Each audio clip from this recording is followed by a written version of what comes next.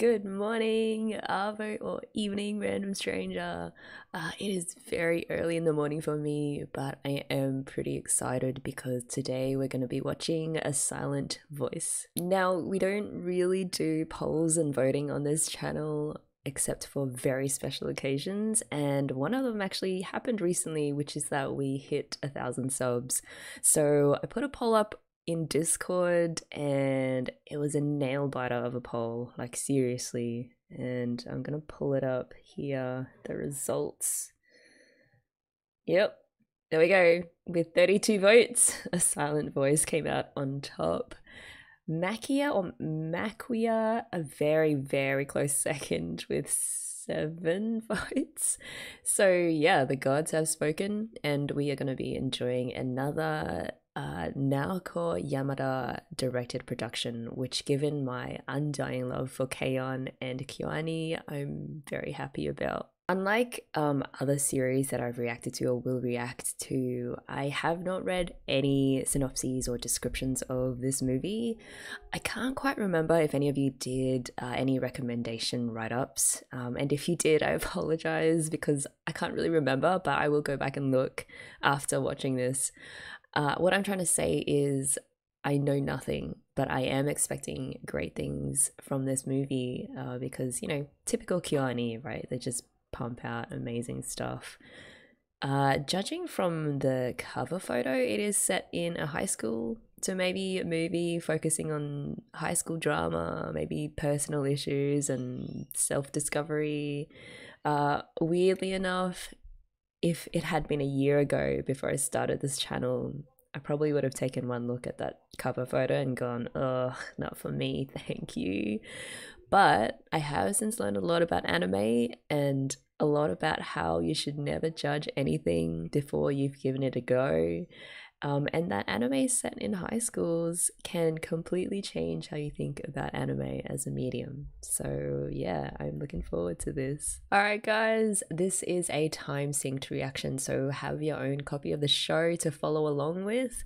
I am actually watching from Amazon, but because Amazon makes it quite a bit more difficult for you guys to sync along, I'm also going to be streaming another version of English subs from an undisclosed location. So hopefully, yeah, it should be easy to sync along. You guys know the drill. So if you guys are ready, let's do this in 3, 2, 1, play.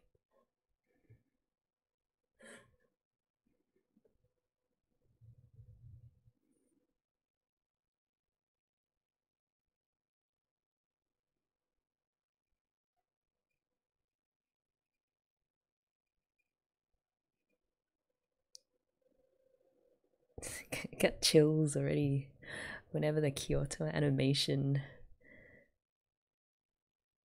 logo pops up.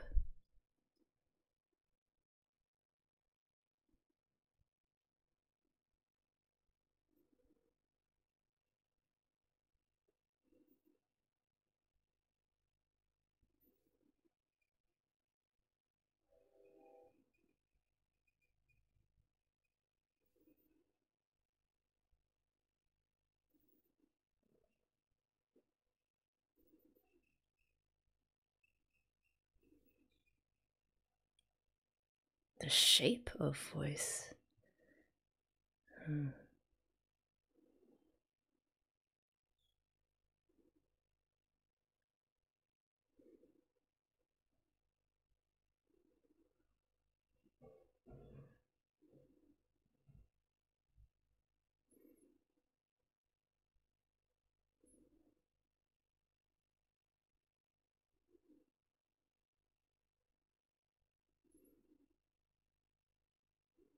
Empty the bank account.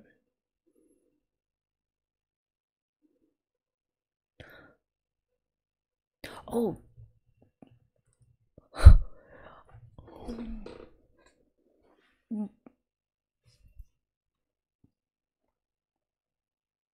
Oh, we're starting with, that was suicide, right? Wait, he was thinking about it. No? My generation? Ah, what the? So unexpected to have the Who in here. Okay, that really sets the tone of this movie then. I still can't figure out if that dude was actually thinking about jumping off that bridge. And the fact that this is my generation playing says a lot about. Yeah. It's going to be a big journey of self discovery. Just teenagers doing teenage things.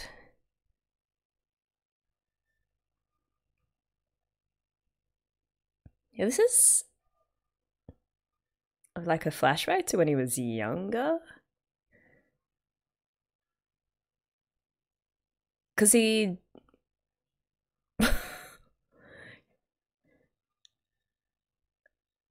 Oh, okay, so this is like a montage of what he was like when he was in high school. Because the beginning was like, oh, there's the Naoko Yamada feet.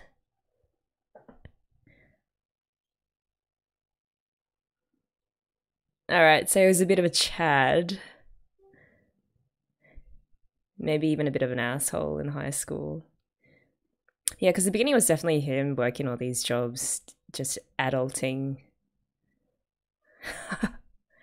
Those paces, so old school.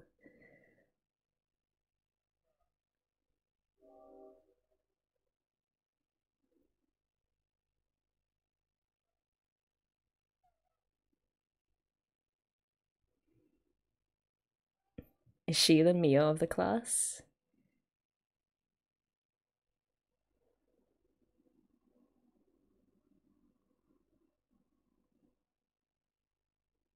Oh, that piano is very muted.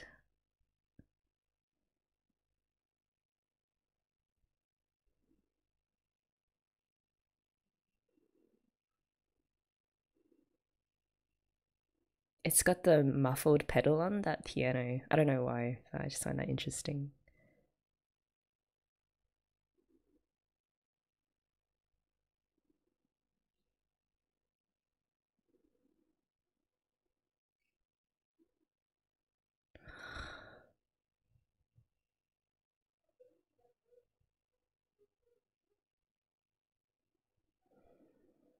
She can't speak.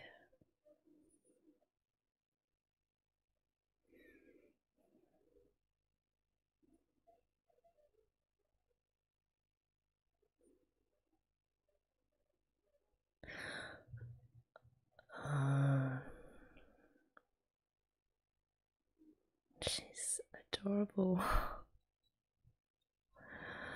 Oh man. Okay.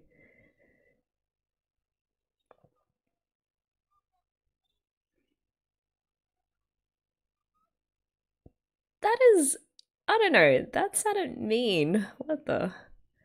She can't even.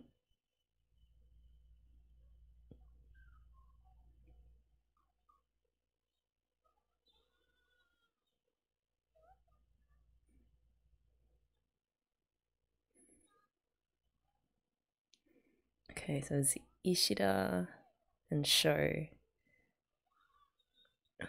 Yep. So he was an asshole in high school.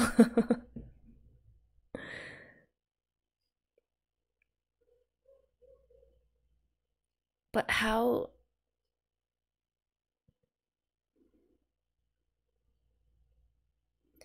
Yeah, I'm gonna say, how is she gonna keep up? There's no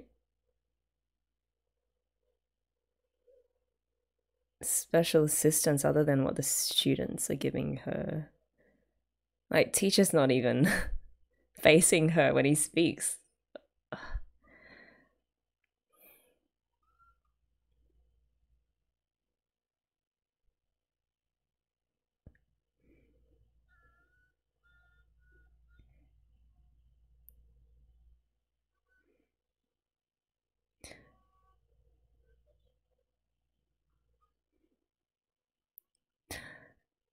I wonder if she was born like this.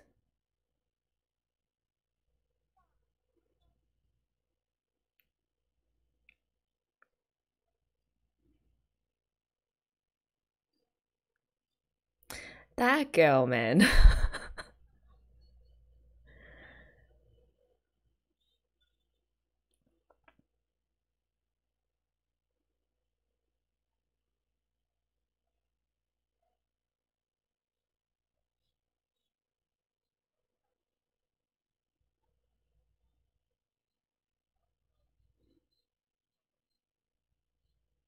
Ueno. uh, even the teacher's like, ugh, this girl.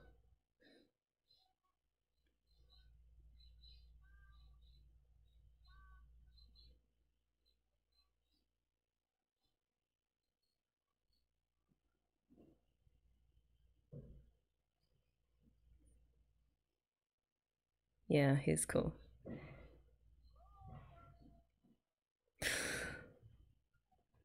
No.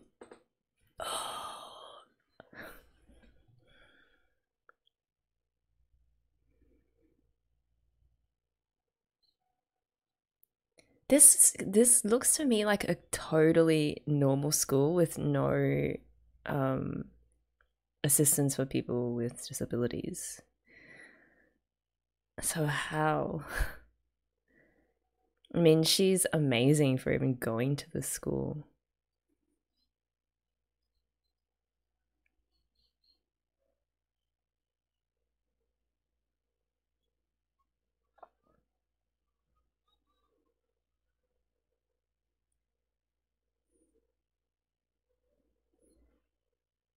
Also because I'm not deaf, and I don't have close friends who are deaf, and so if you know more about the experience of what it is to go to a normal school um, with a disability or being deaf, yeah, please let me know.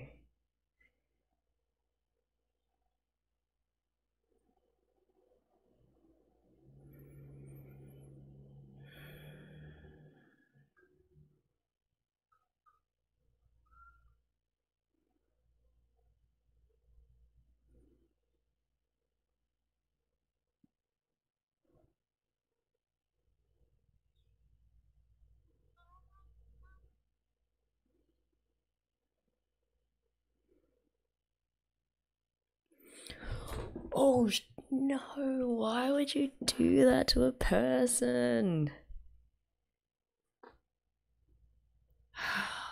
God.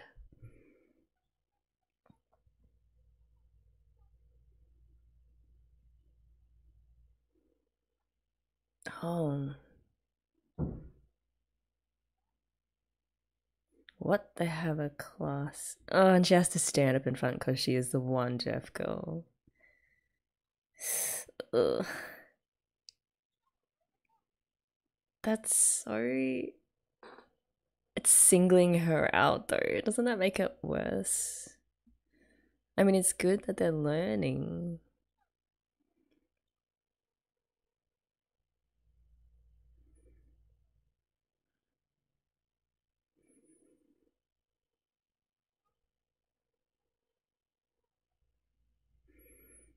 So, not everyone in this class is an asshole.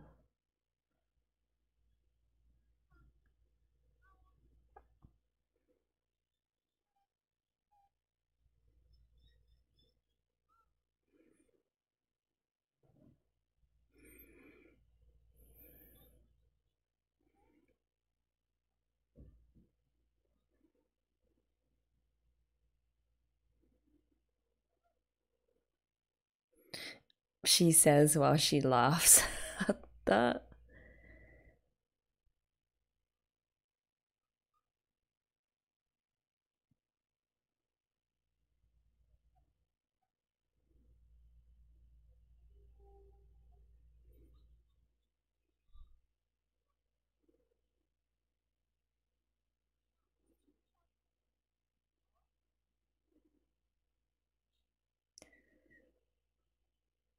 Okay, so these are the degenerates. I see.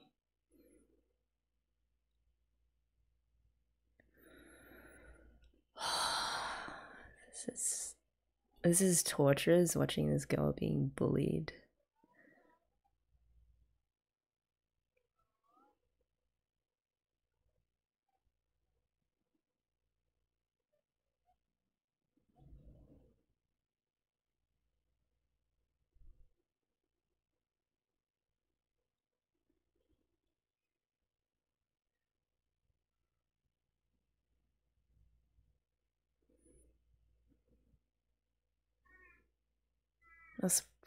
I was like, she's gonna write you asshole, but she's not that kind of person.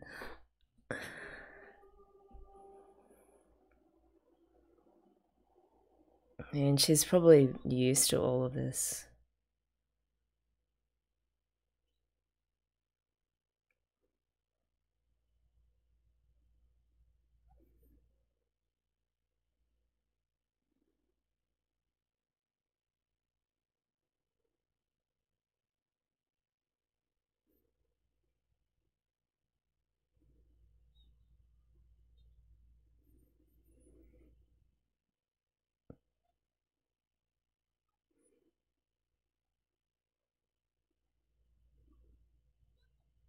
No.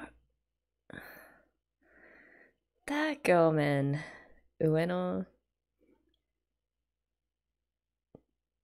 No. Just.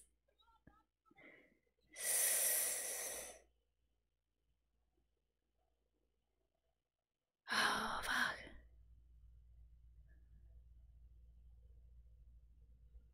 Oh my god, they are putting her through the ringer. Why? Why? It's a hearing aids. God. She's.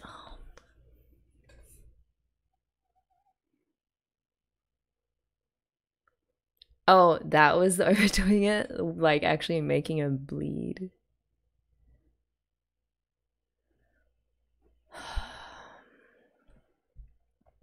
How are they still doing this?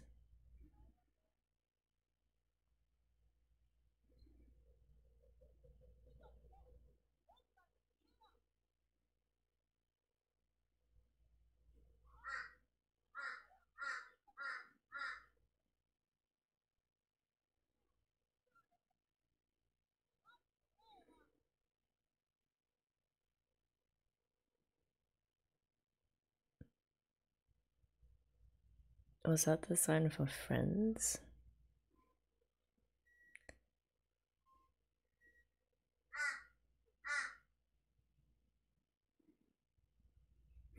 She's definitely reaching him, but he has to go through all of that asshole stuff before he turns around.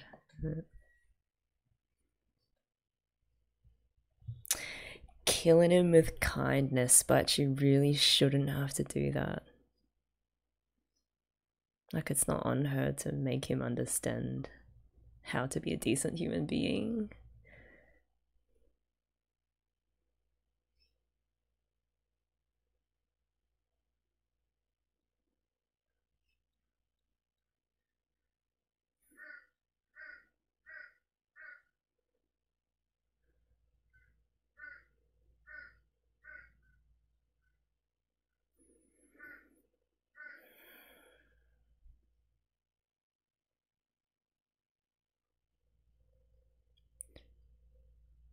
Done, that's 5 months.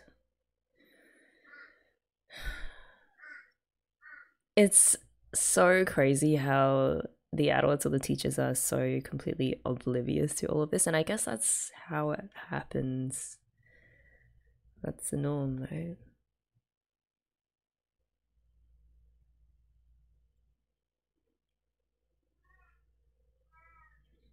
Is that his mum?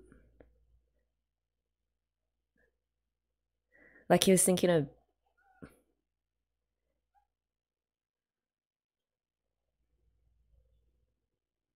Like he was thinking about his mom, like working really hard to earn money, and then he was thinking about how expensive those hearing aids are.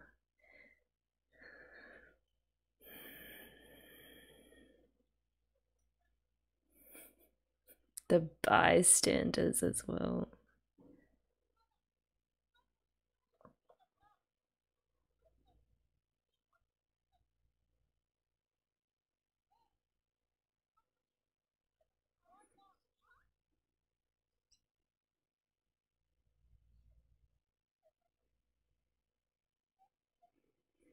That girl is scary.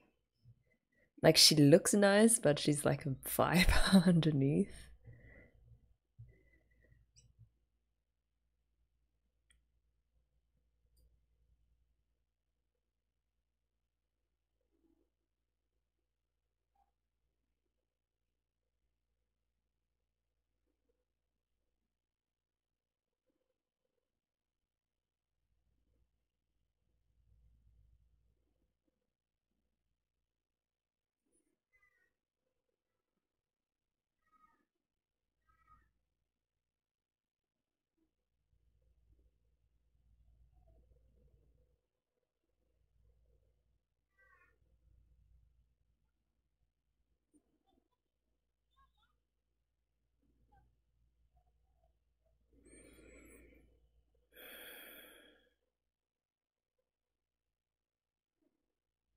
Like, single parent family. Doesn't seem like his dad is around.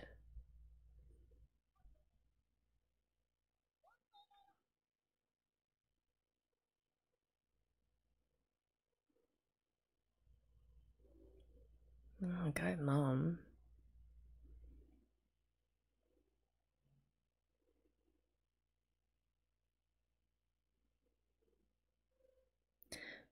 Wait, they're gonna... Oh, she's gonna pay for all the hearing aids. Oh, his mom looks so tired. Like, they've been through this before.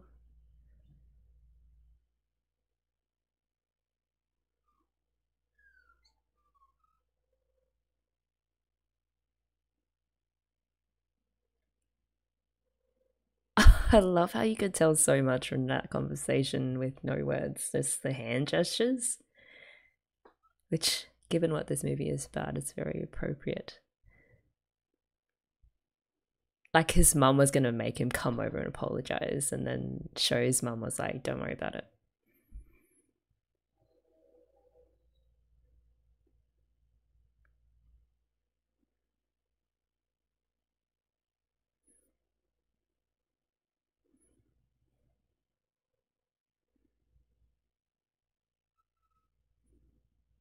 So they're both Shoyo and Show.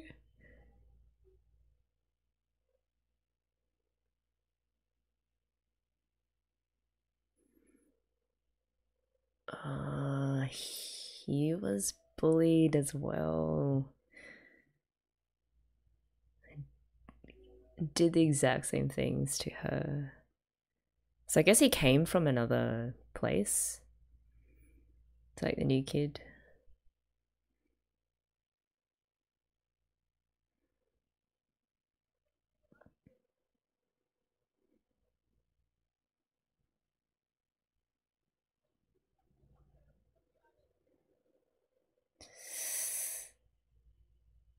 I hate how they just like grab her and touch her without asking.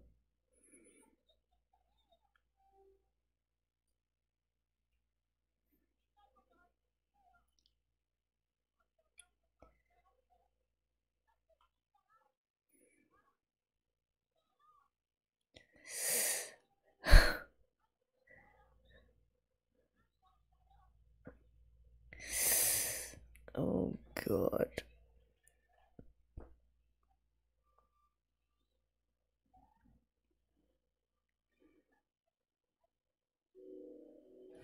I mean, she's fighting back.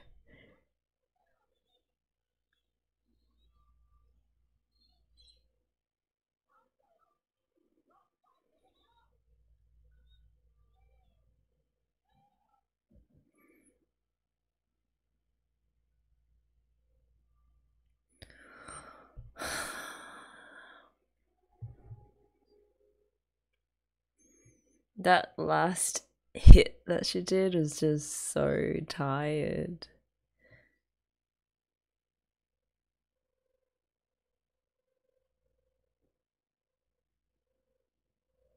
Oh, someone wrote mean stuff to him and she was helping him clean it off his desk. Oh, she's gone.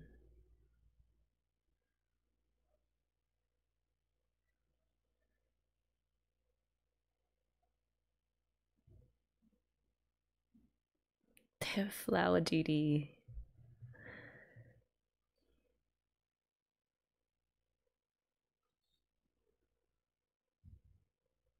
Oh, okay. So the rest of the movie is about him and his adult life. I guess dealing with everything he did in high school. And he's going to sign class.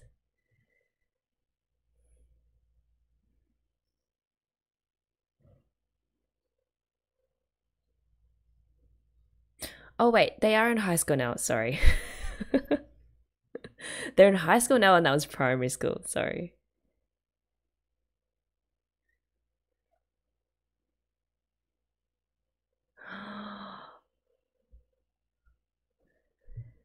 She's just as cute. 6th grade, okay.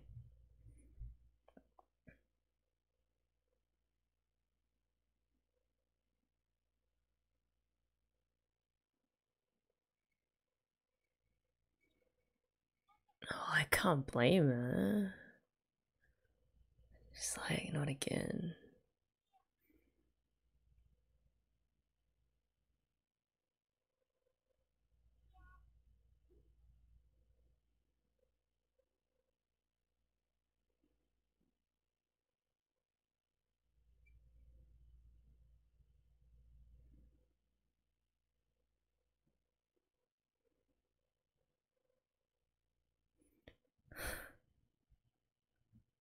He kept it all this time.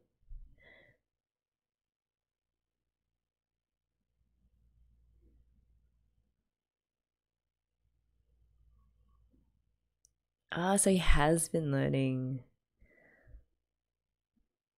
I mean, it doesn't erase the asshole stuff that he did. But it's a start.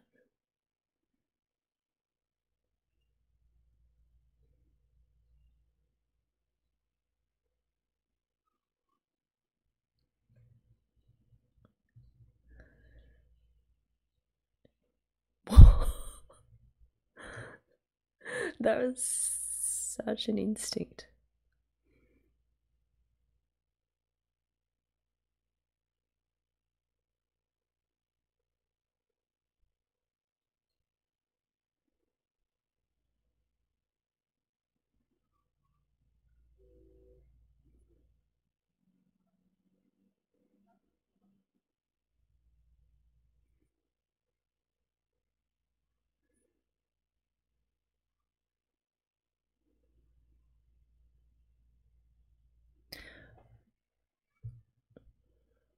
So that was from her perspective, so I guess NishiMIya can hear it like a little bit, like really muffled sounds.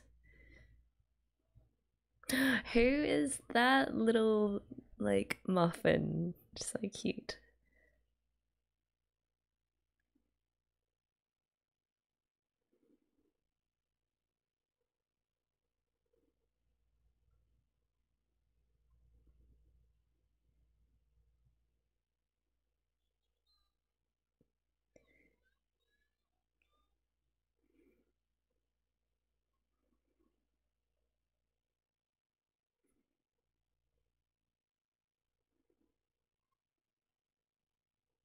Ooh, those sizzling eggs sound so good.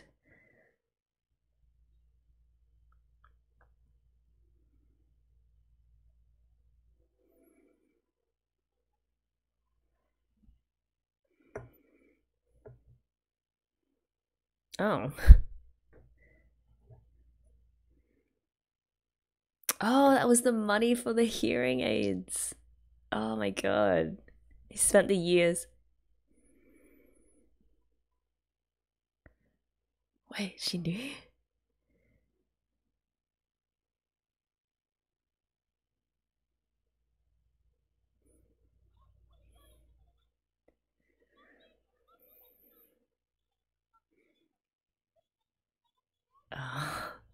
Mum knows.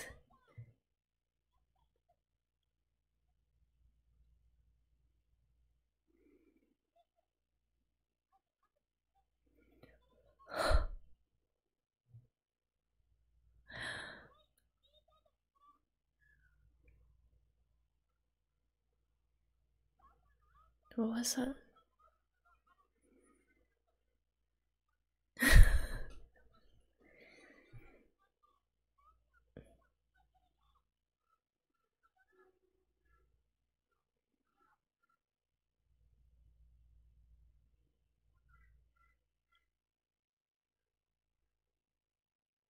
Oh no!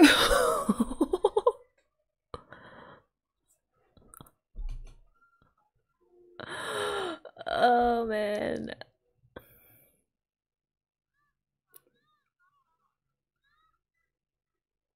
Oh god. And Maria, that little kid, just witnessed all of that.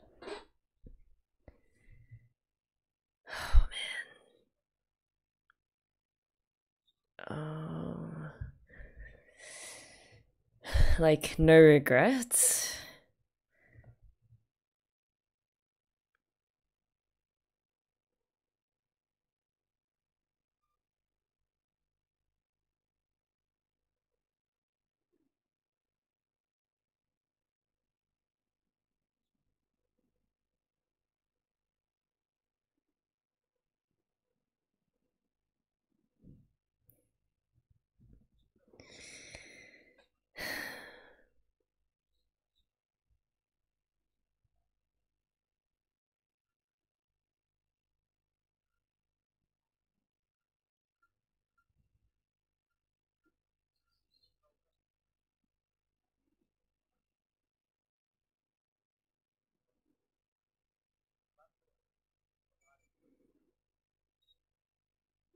Oh. See that string snap and the distance from all the other people as he was walking.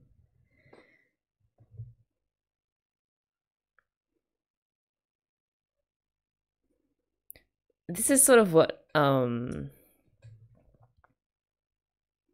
NishiMIya hears, right? That, oh, they're all unreachable and you can't hear what they're saying.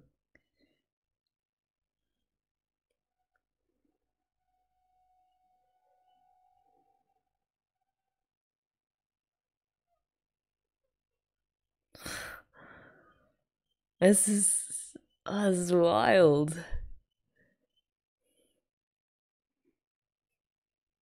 So this is what?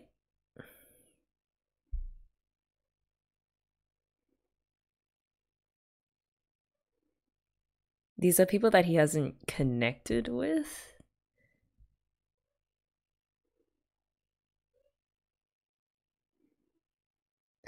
This is...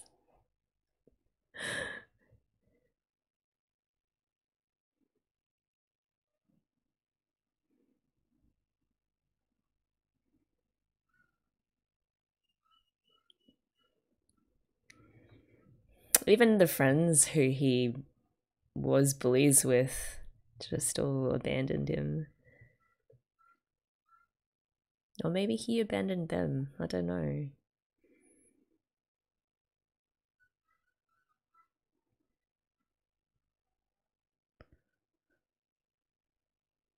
His dead eyes.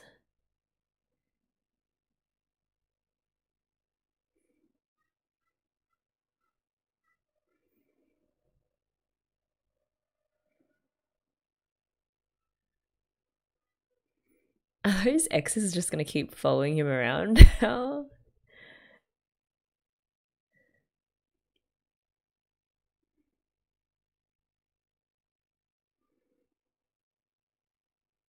Hey, that was the kid that followed him around, right?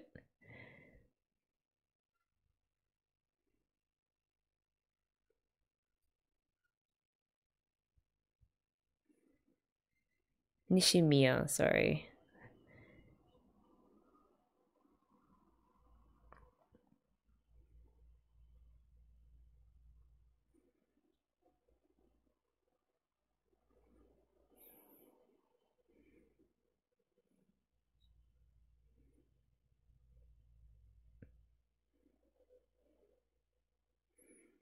But so does the X fall off their heads when he makes friends with them?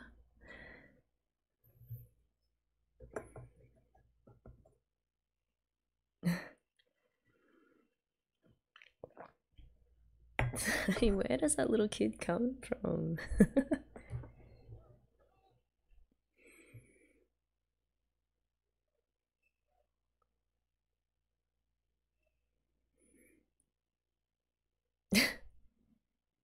Oh no, I didn't save it.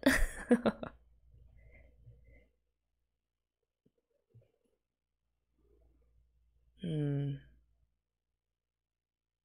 It would have been nice for other stuff though.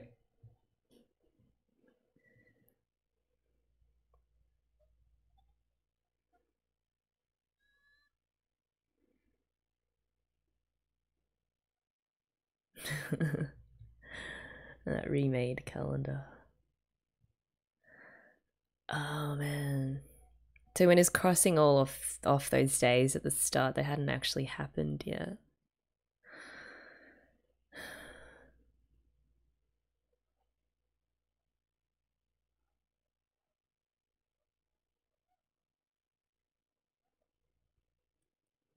The guy being bullied. Guys, stand up. Stand up for him.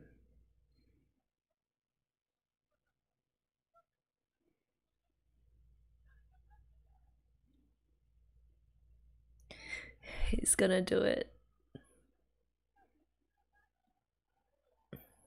Come on, Shoya. Yeah.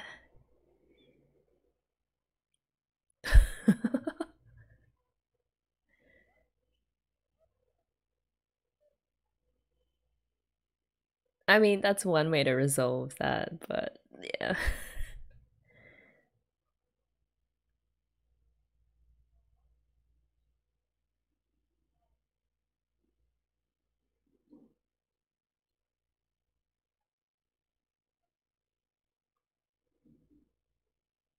Fluffy new bread.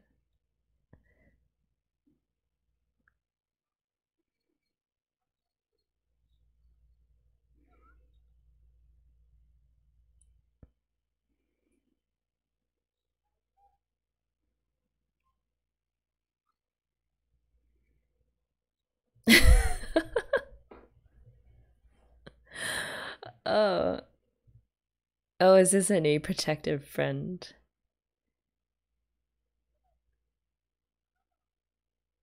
Mm.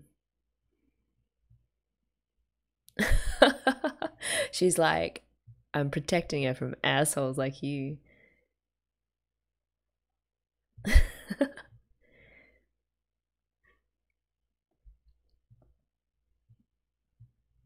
I'm glad she found friends of her own, like that actually care about her.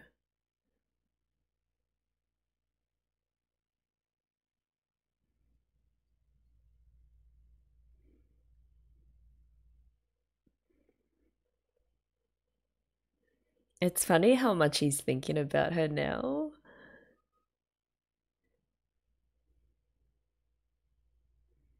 Hey, he's still got that X on his face.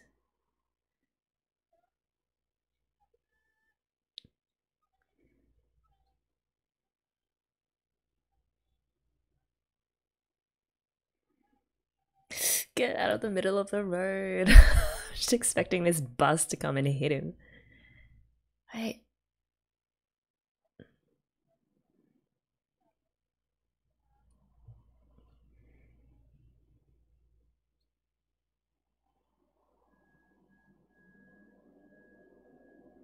Ah, there we go.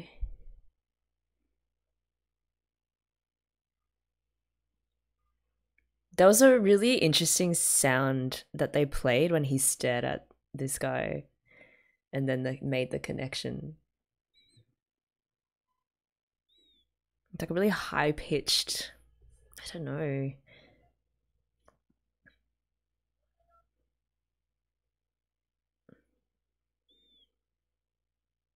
Oh, he's got a buddy.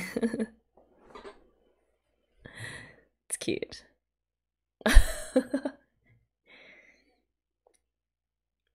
He's a sweetheart, that guy, and there's no one else in the theater. That's weird.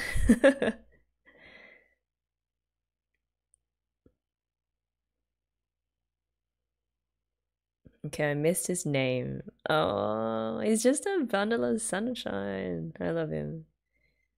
He's just the kind of friend that Shoya needs. Man, he has a lot of names, a lot of nicknames, this dude.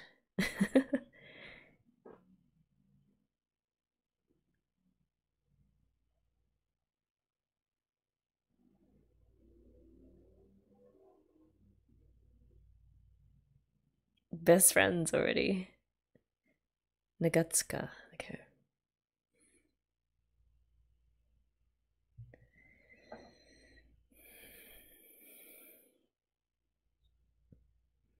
You share fries. That's it, right?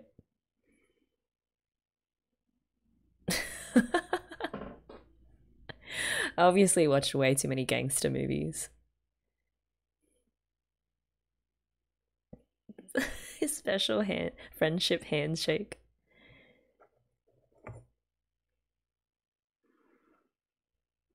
Mm.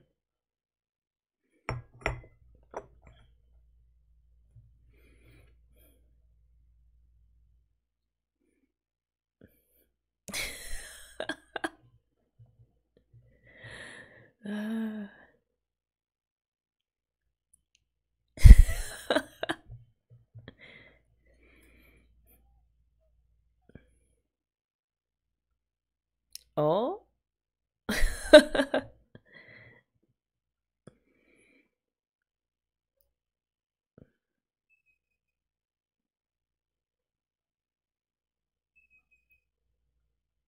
It's got own bodyguard. Mm.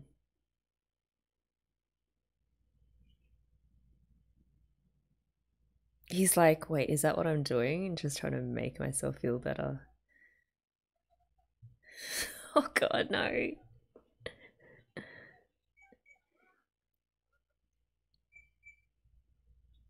Oh no, Nagatsuka is turning into a full-on turds of a feather. Yeah, don't turn into a shithead, man.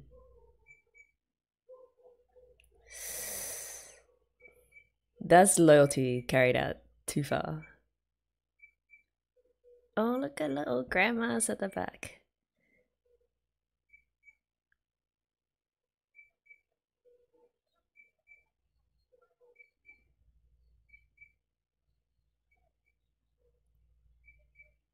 Those aunties.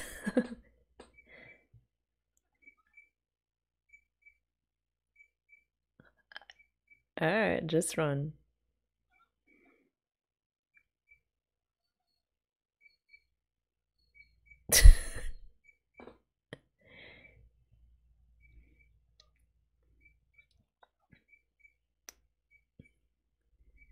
Those two, man.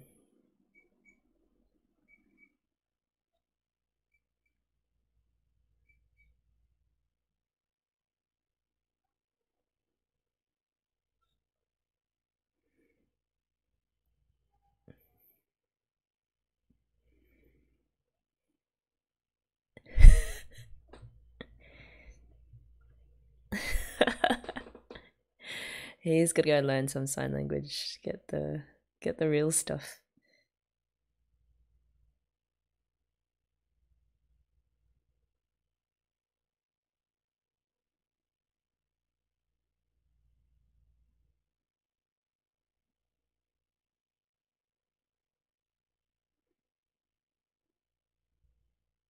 With the baguette stuck on his back.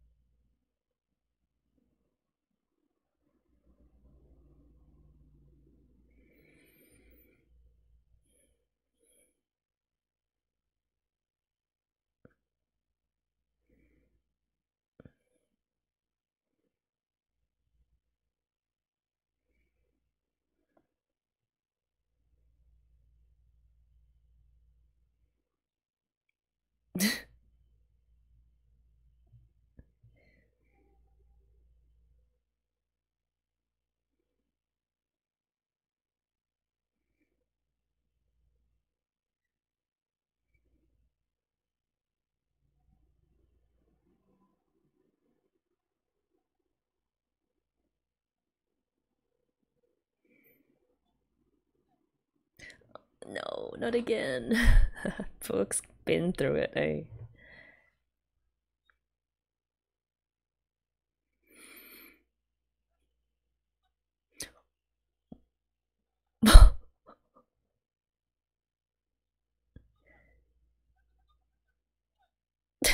That's all he cares about. He's like, oh, it's just a girl. Okay, now it's him as well. And they're still just like spying on them, just watching the show. Oh.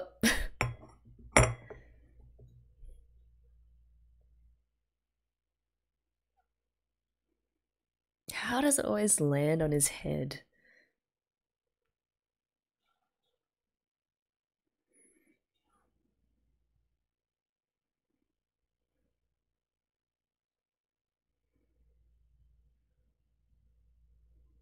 It means a lot to her.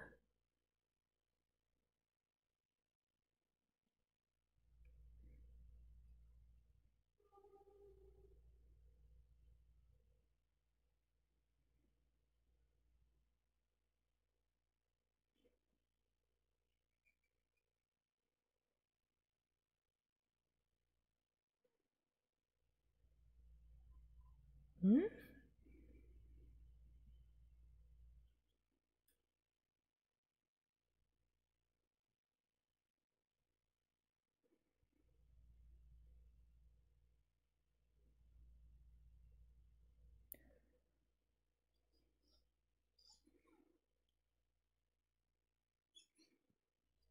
Oh, that means matane. Okay.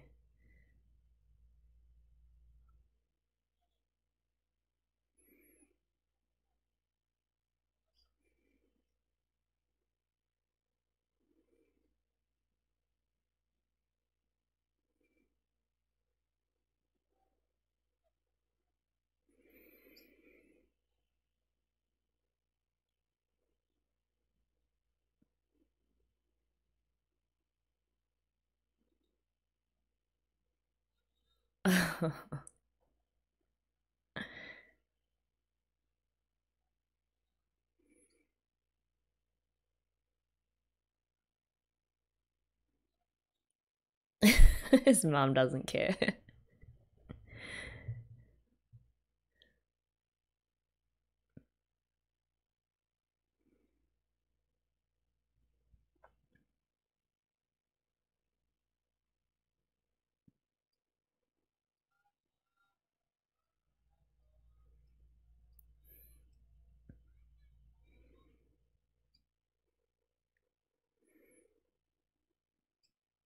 Oh.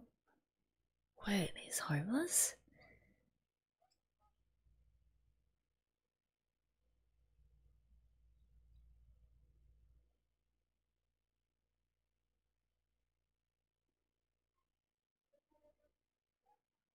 Marie is so cute.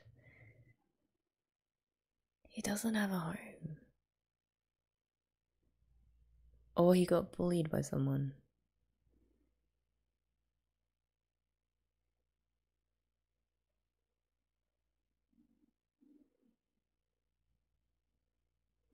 He doesn't seem mad at all.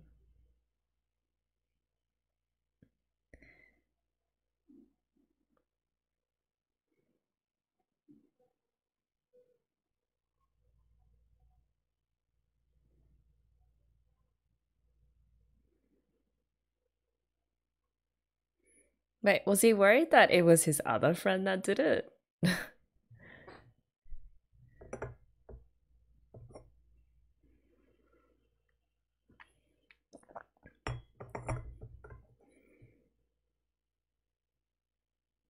Oh, it's his sister's kid.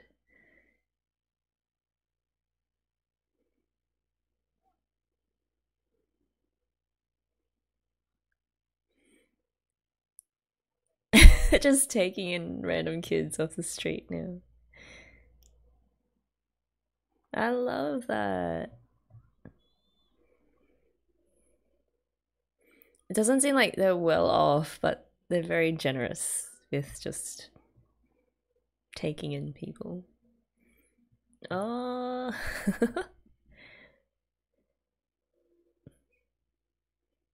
That's a family.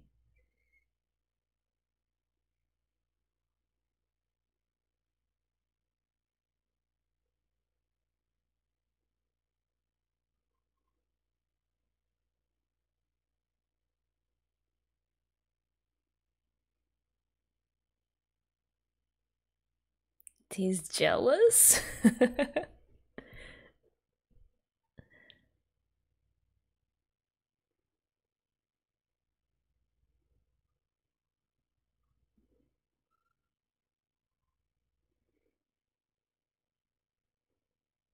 Yeah, he totally has a crush on NishiMIya.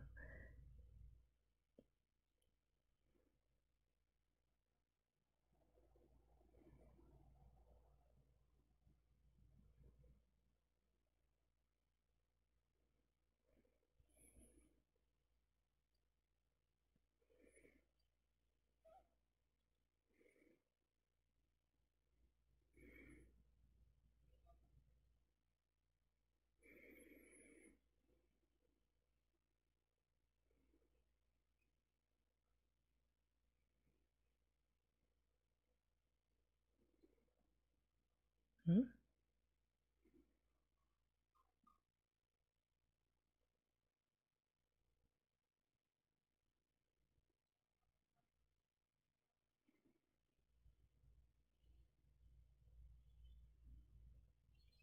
Yeah?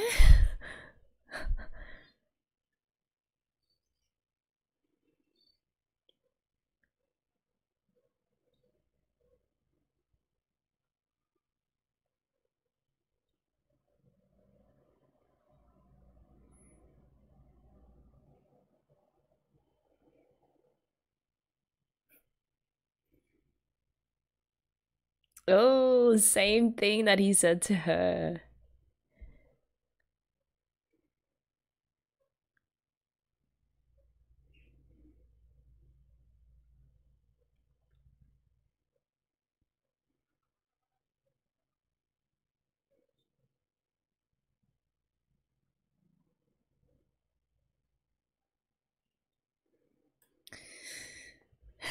Yeah, I mean, you can't fix things that easily, and you gotta really put in a lot of time and effort and recognize how much of an asshole you were. But it seems like he has.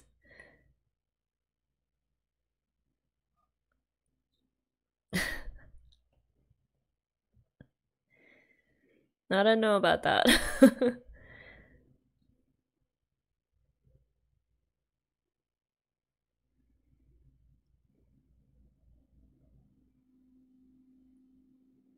Oh, I love that focus on the feet and then them walking forward is all you can see.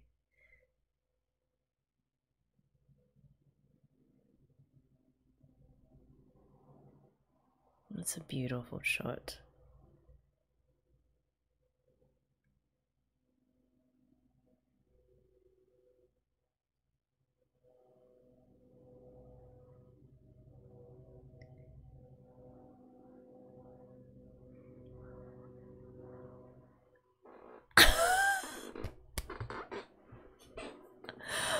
Oh, that amazing. Oh god.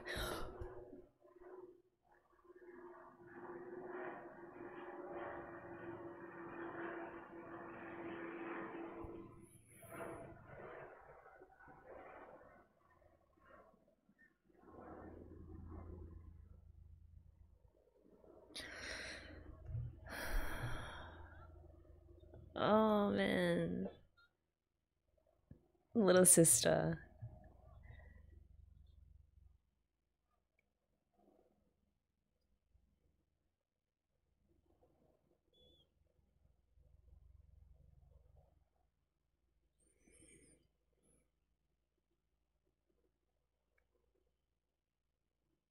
I the way that they've drawn NishiMIya's mum, there's like all these tired lines on her face, and you can really tell that they've just been through so much as a family.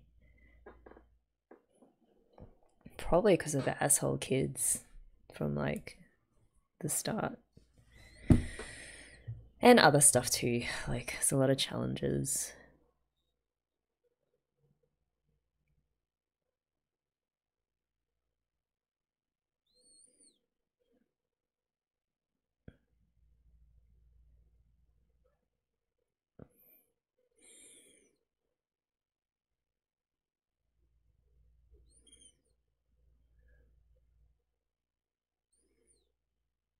I guess she can kind of lip read. Oh no, he has been signing all this time. Okay.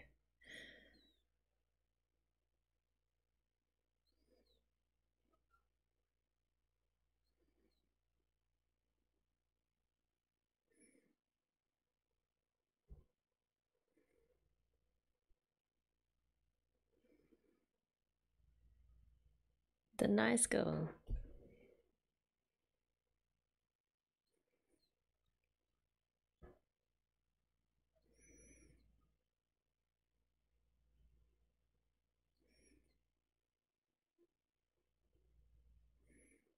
Ugh, that girl. Called Kawai.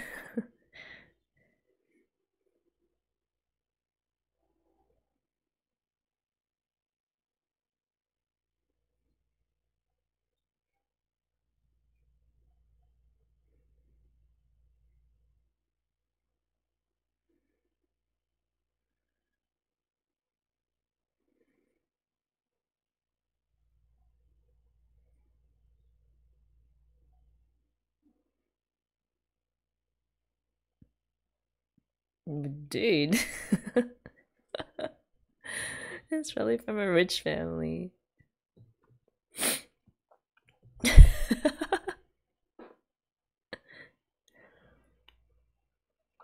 He means well.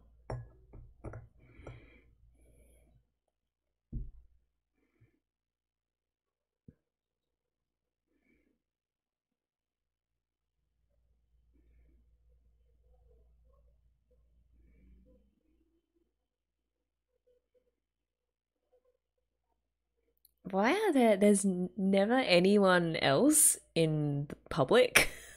Like in the theater and then now on the train. That's really interesting. It does make it feel like they are alone in this world.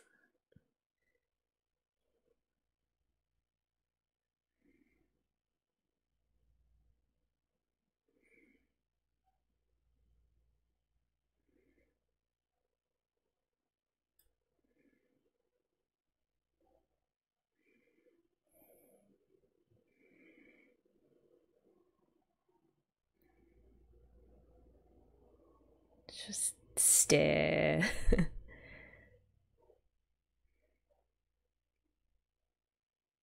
They're so cute together. Oh, that was her.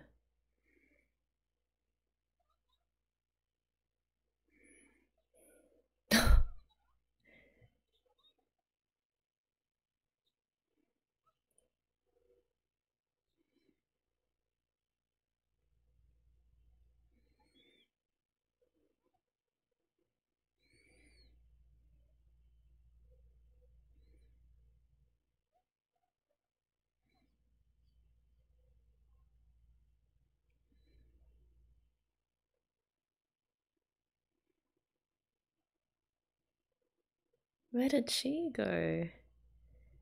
Just life, I guess. Different schools.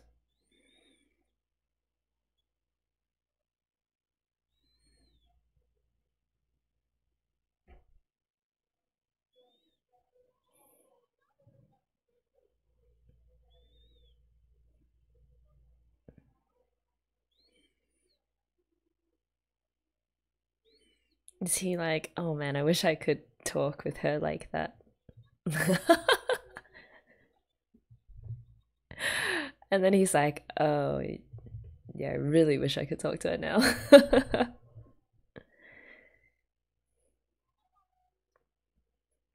You can ask things like cup size. That's useful.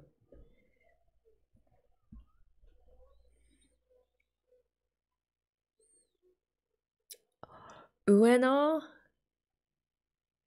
is working at a cat cafe? A cat maid cafe? I wonder if she's changed or if she's still the same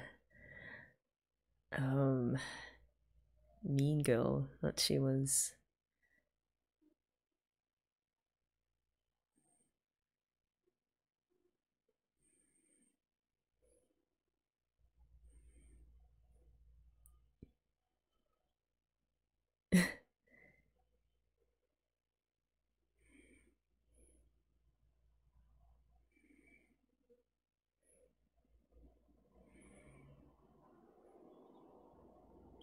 Oh,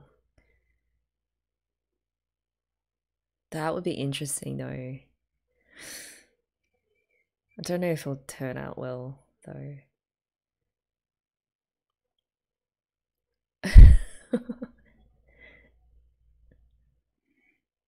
Mm, that's not obvious at all.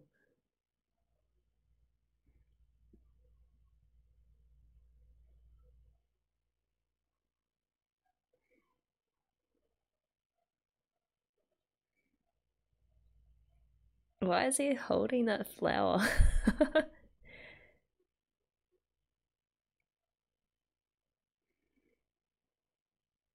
She hot?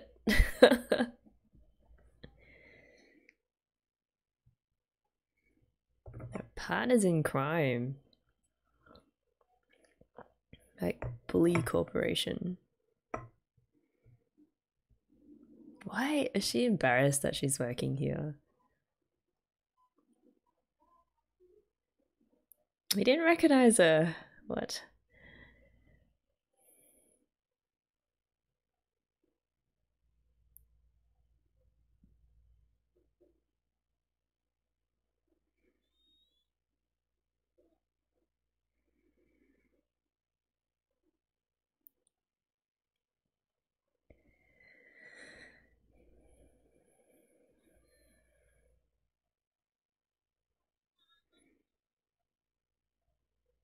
I just want some bad news.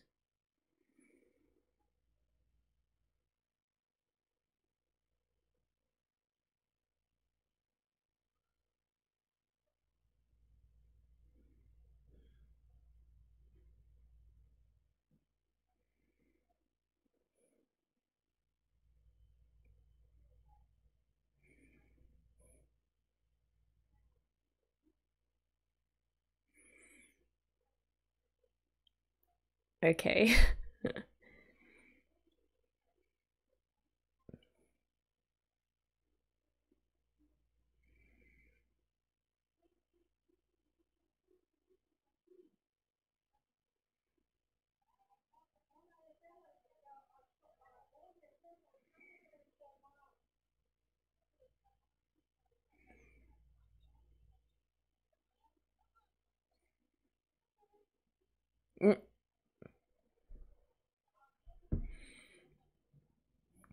Just have no feelings whatsoever.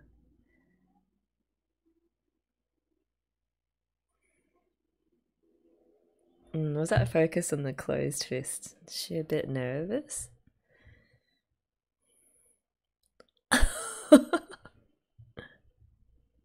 Is not interested at all.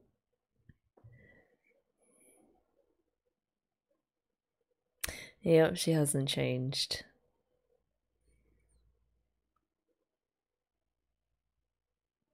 Yeah, get off. See ya. Yeah, all his focus is on her. Oh no. So fake. Why? Girl, why would she do that? She hasn't grown up at all.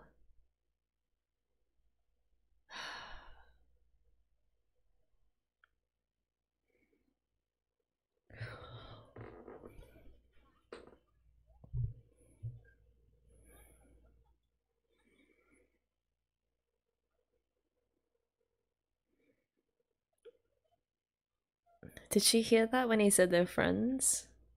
Because he wasn't.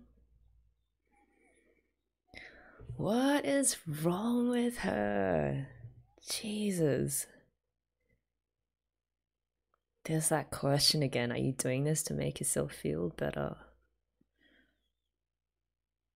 Maybe it started out like that.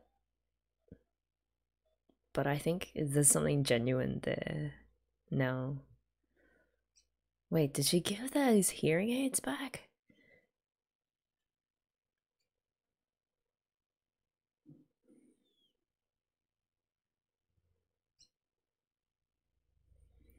Is he doing it properly?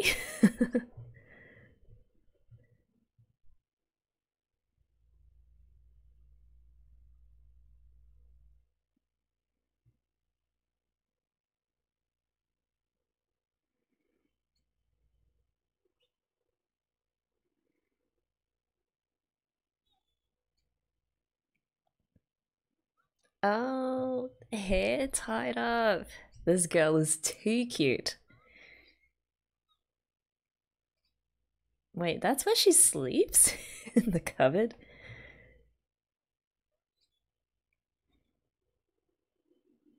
It's because she's seeing Shoya.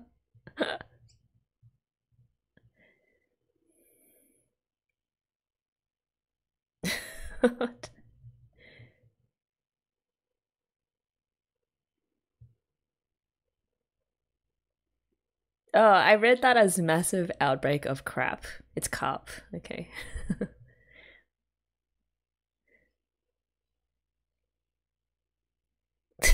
And then all of a sudden, his view of her changes.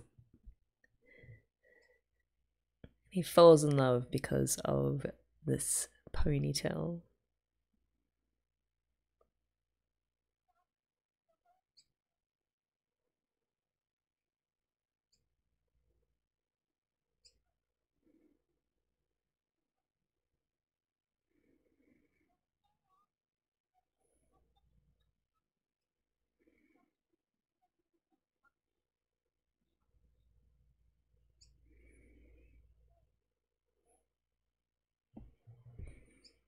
Oh,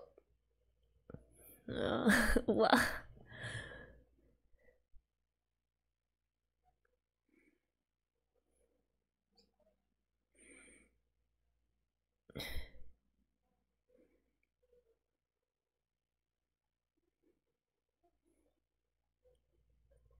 Tough on the back.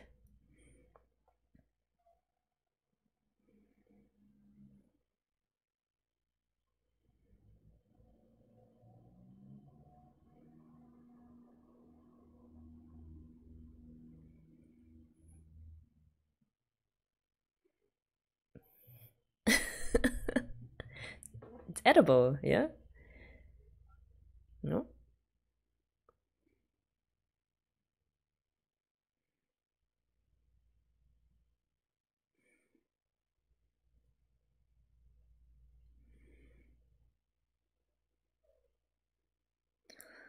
Is she upset?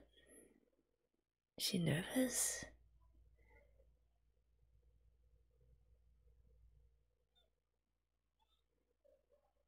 Oh, did she say that? She's saying ski. No. She's trying to say she loves you. Oh. Is that the word for moon? Tsuki? From your big friend.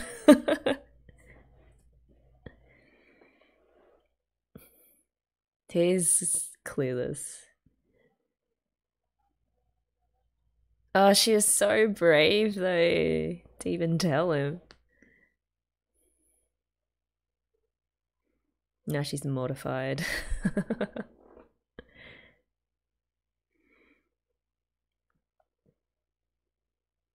It's okay, Yuzu can help.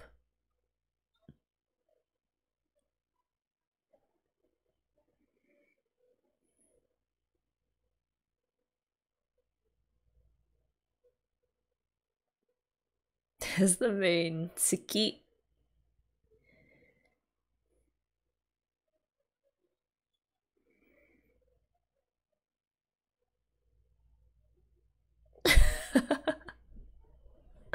I love that.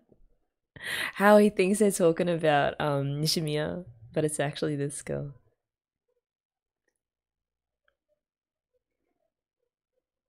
She's trying to attract someone.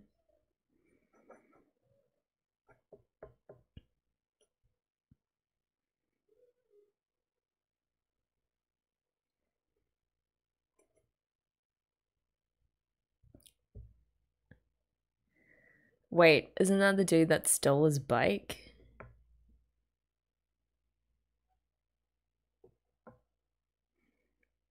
Hmm? No, okay.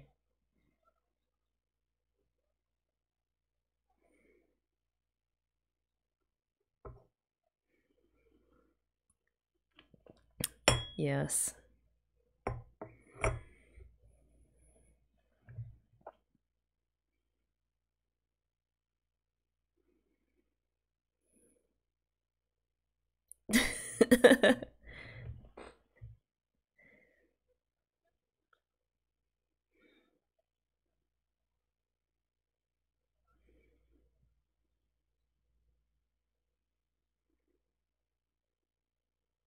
Be brave.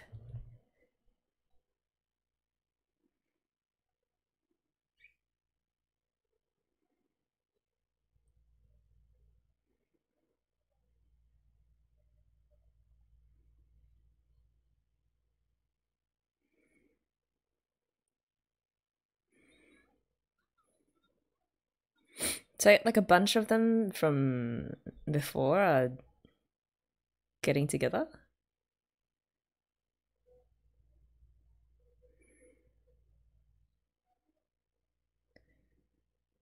Oh, I do not have a good feeling about this.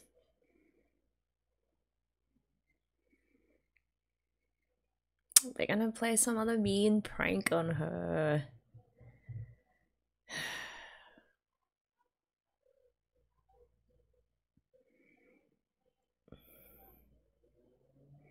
Oh, he's the guy that she's trying to impress. Okay.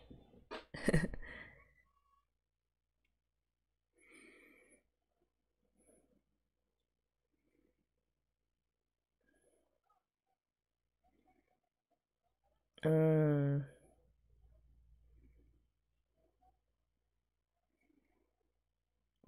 But she's still an asshole.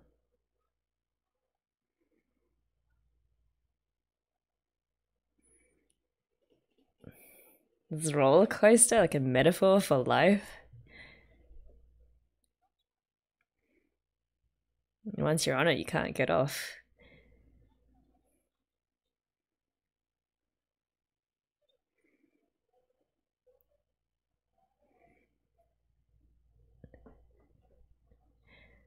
She's the type to let go. That is a massive roller coaster. I love that he's still holding on tight. He hasn't learned to let go yet. So sort of face your fears, I guess.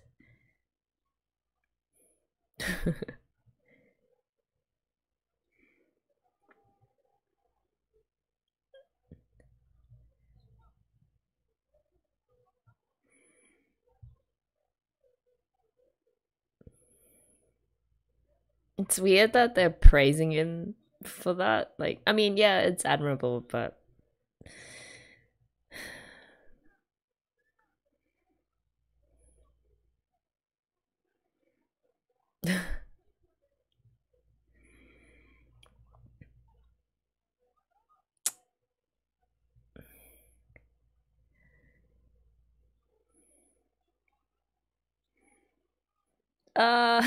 I love those little boats.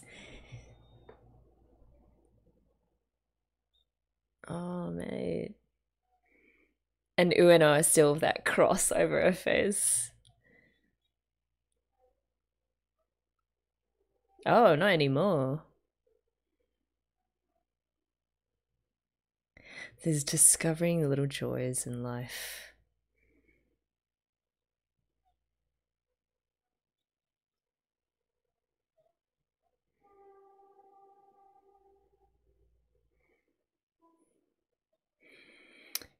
Is Ueno trying to make NishiMIya jealous? NishiMIya, sorry. Whoa. That's a die.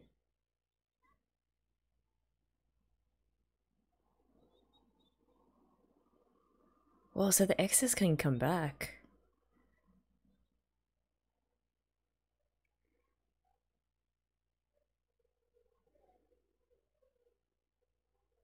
Oh.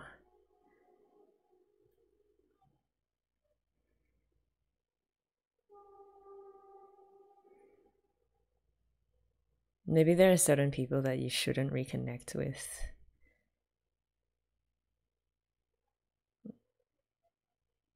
That's true.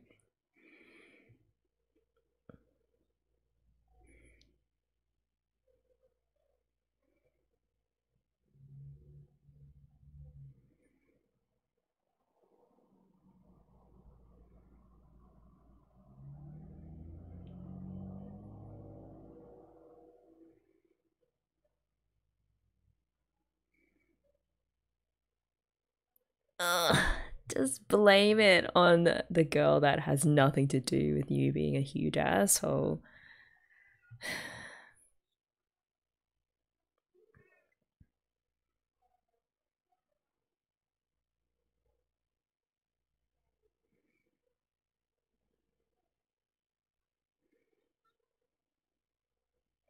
She's so pushy, no.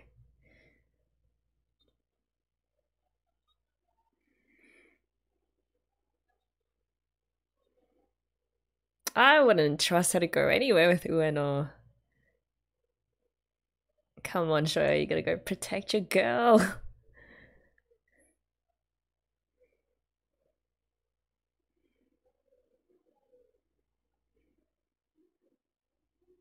I can't do much from there.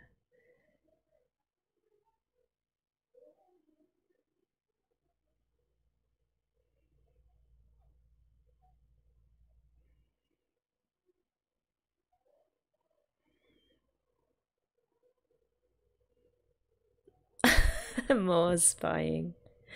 It's becoming a pro, Yuzu.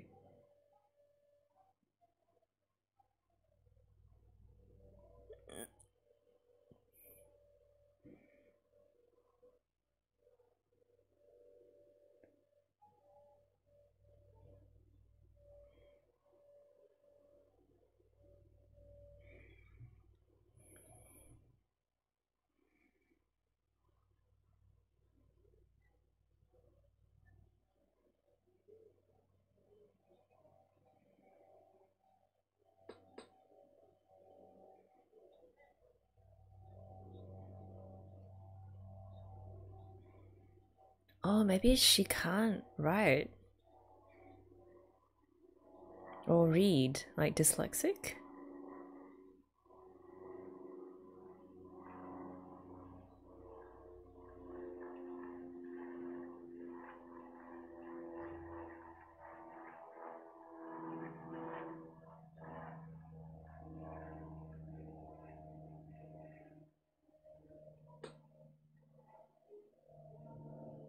How is she even putting this on NishiMIya?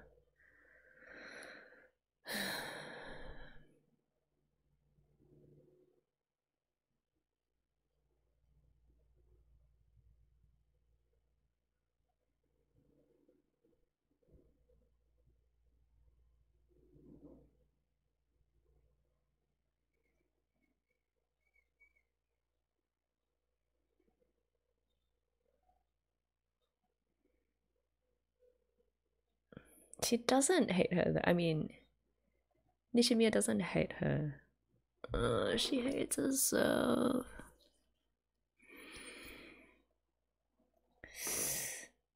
Oh my god.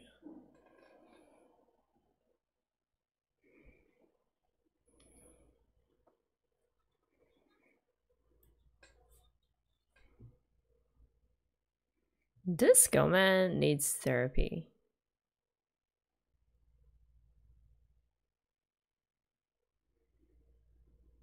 Also, why was NishiMIya filming all of this?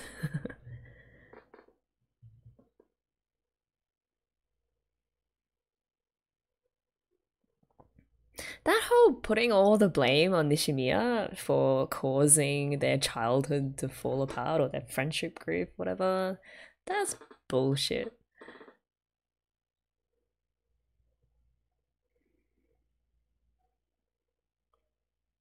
It wasn't that complicated. Like, you guys are an asshole to a girl who just happened to be deaf.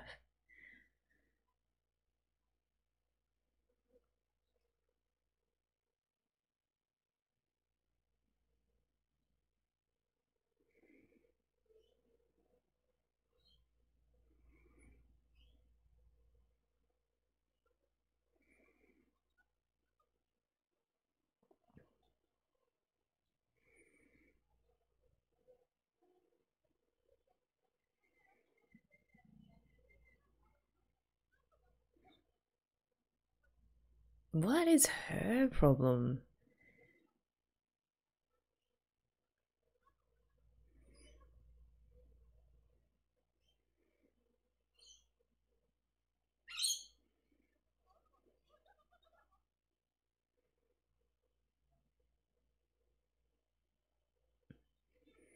Ugh, colossal denial.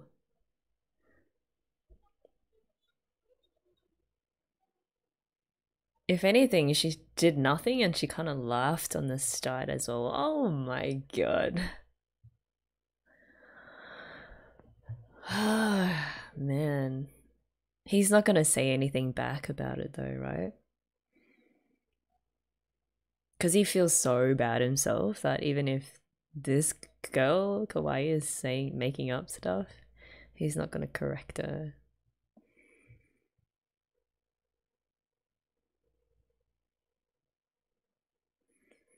It's the guilt, man. But I mean, the fact that he's reflected on it so much, almost killed himself because of it. I mean, it's a lot more than you can say for what the others did.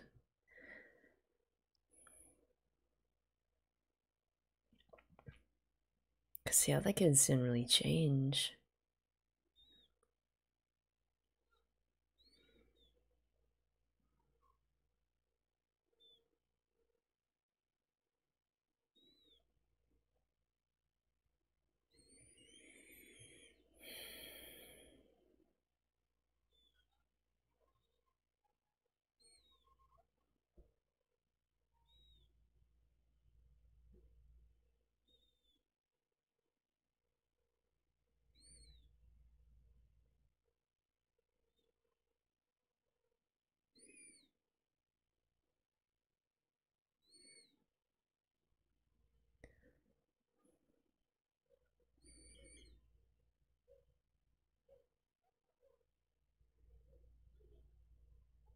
I was like, wait, why does she have to forgive him?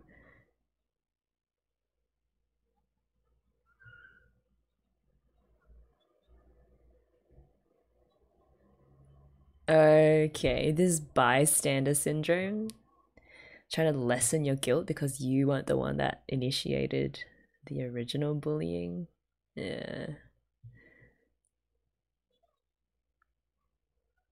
Just playing the victim card so bad.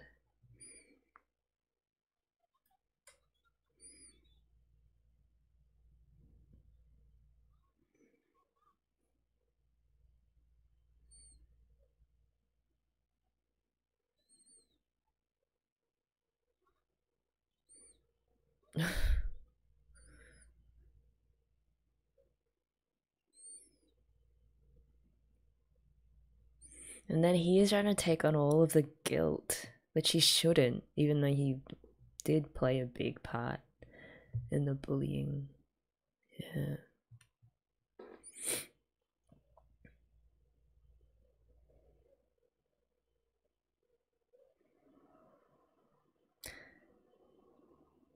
Wait, so I guess for Sahara, she left because she couldn't deal with the other kids?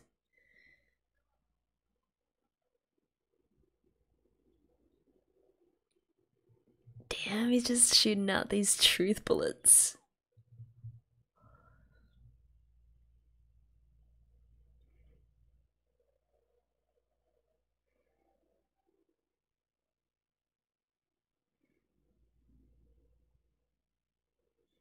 Whoa, they just all like confronted all of their issues all at the same time, face to face.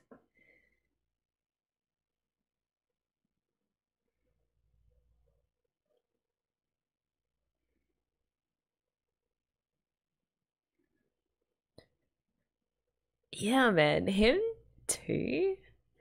I don't know how to feel about NishiMIya. Like, he wasn't really there. He's just making judgments on the spot. So, yeah, he is a bit of an outsider to all of this. There's so much complicated feelings going on and conflicts that you probably shouldn't say anything before you really understand.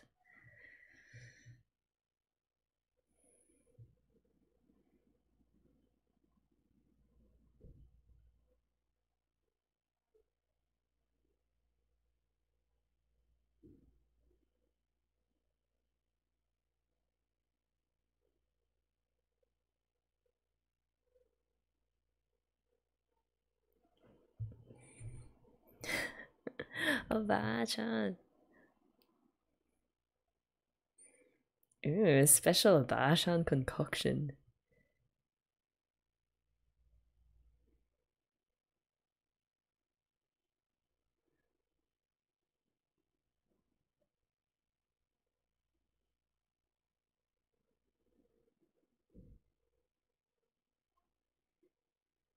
Hmm.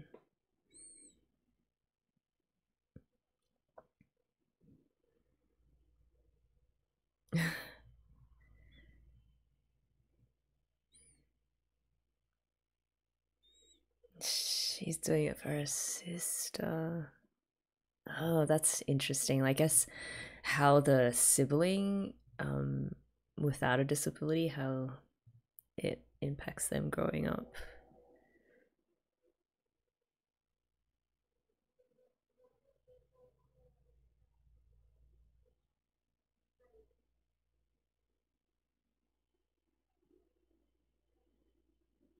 Oh.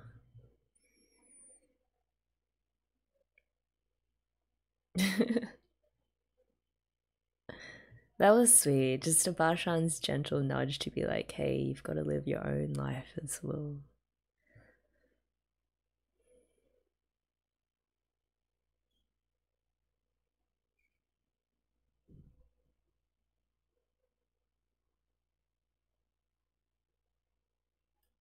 Back to the grind.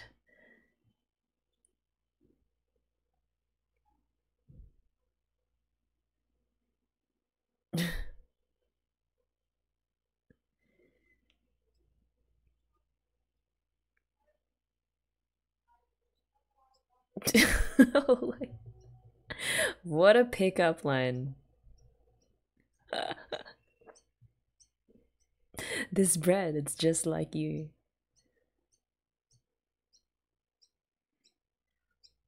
Man, how does NishiMIya feel about all of that?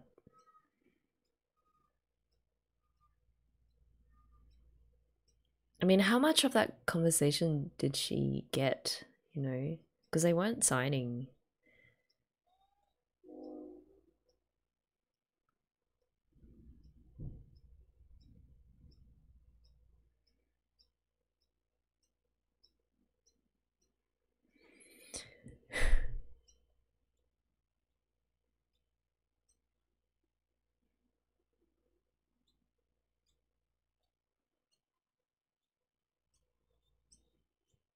It's not Joseph's little boy.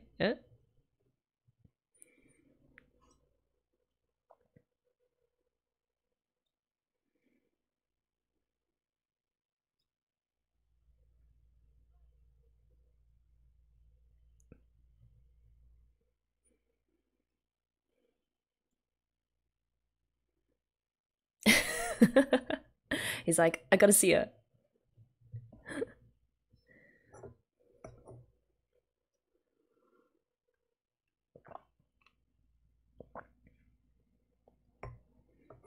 For once.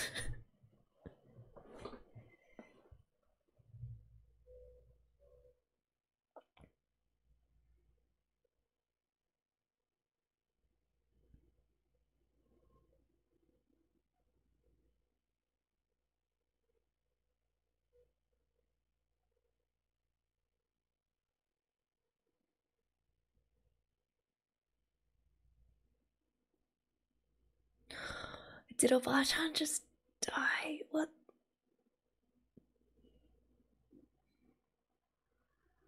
That was funeral.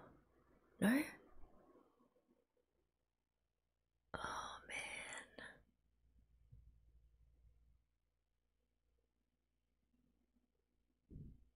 man. Oh no.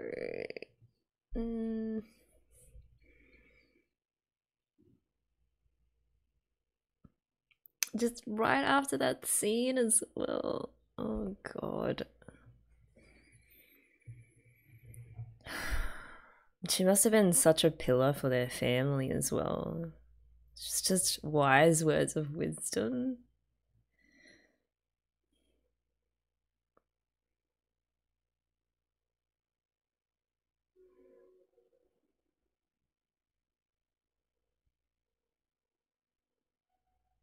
Oh, poor mom. And also poor NishiMIya. She was must have been so supportive of her. Like, you know, taking sign language classes and all that.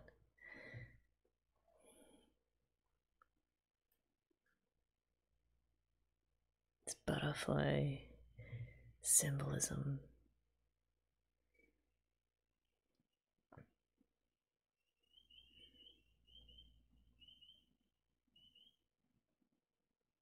It's taking her on a trip. That tag that sticks out from his shirt is slightly annoying.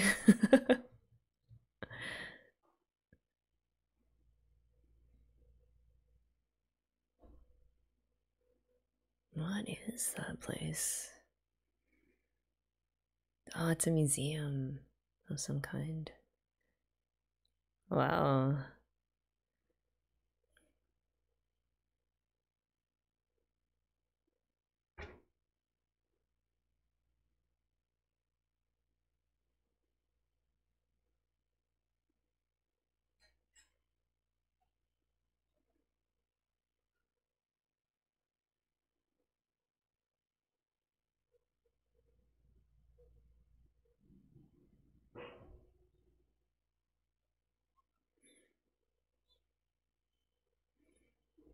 What?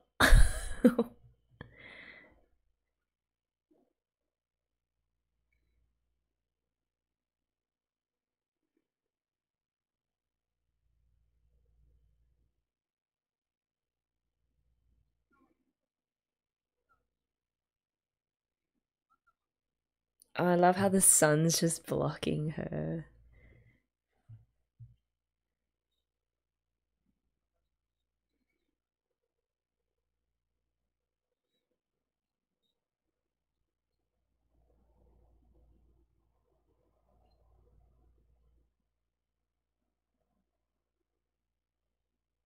Did he tell her that he likes her?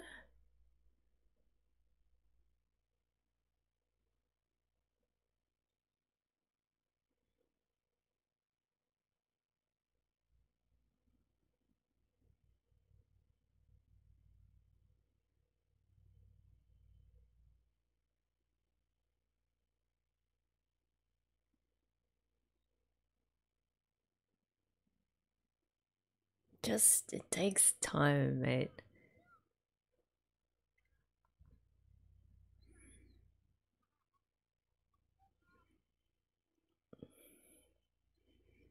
Oh. It's just going full on with life now. Wait, is he overdoing this? Trying to force it to happen?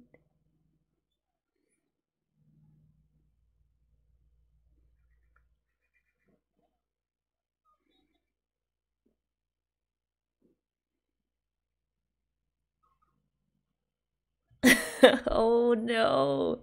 Are you gonna make up with the mom? That's a mission. Well, that's fine.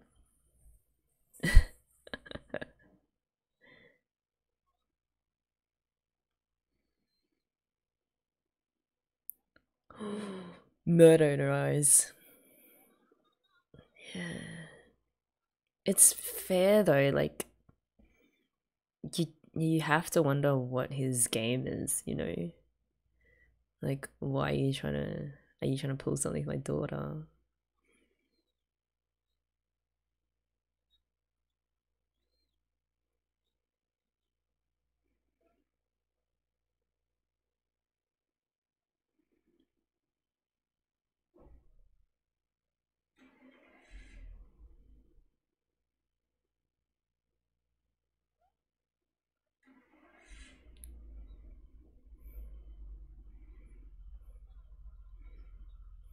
Is it the one of Shoya falling into the river?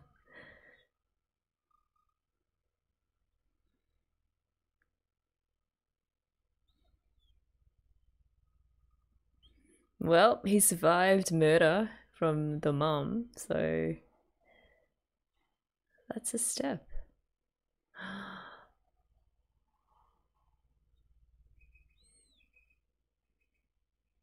Oh,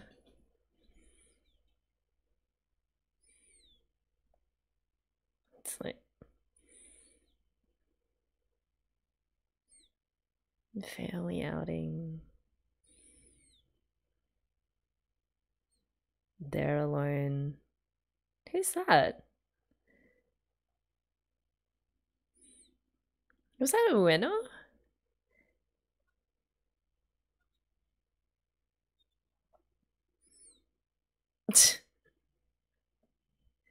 Well, it's amazing that her mom is fine leaving them alone together now, so that's huge progress.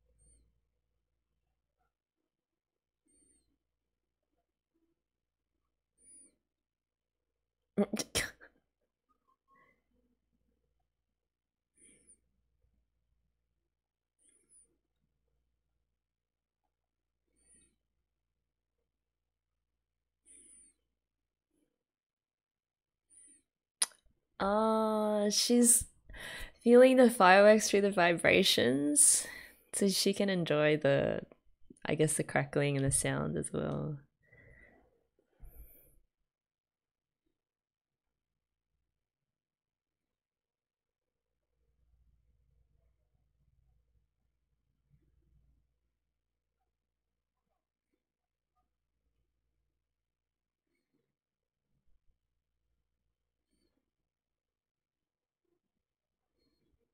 She needs to study.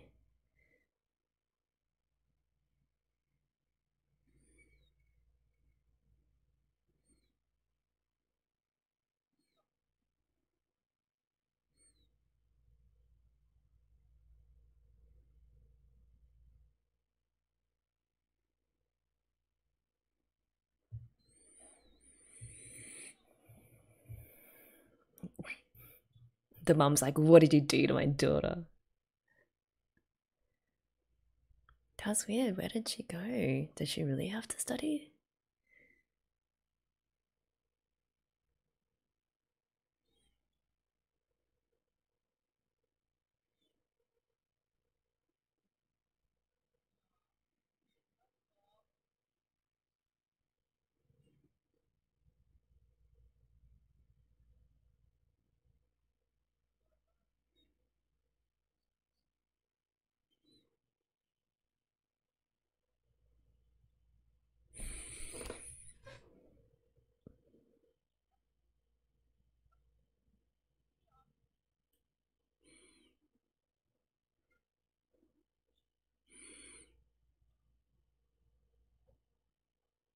Oh god. no.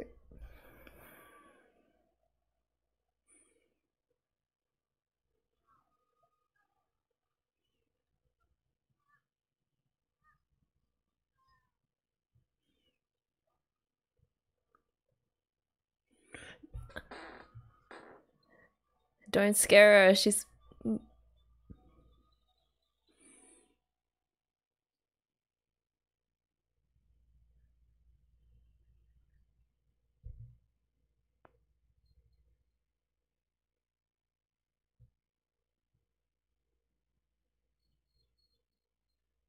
Oh, shit. Shit.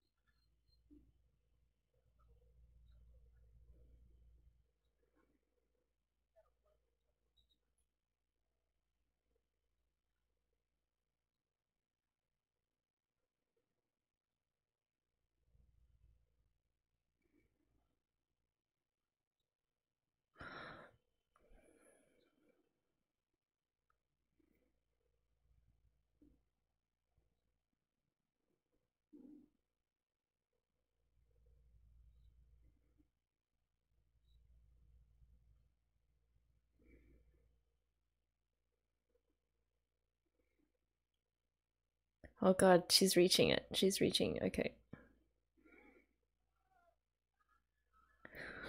Oh shit.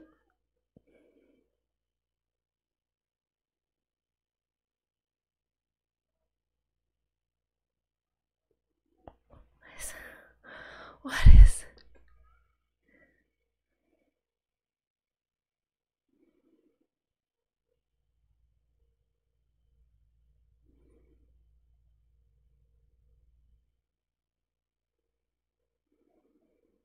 Oh, the... Oh shit. There's blood.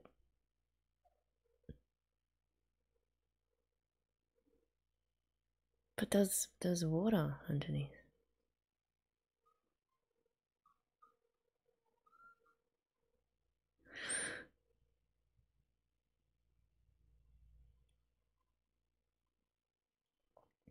He can't...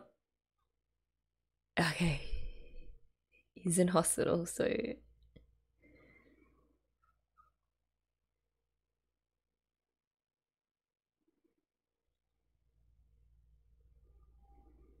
Oh... Fuck.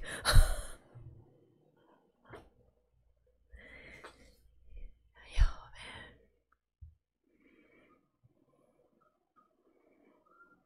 There's two mums, man. They've been through it.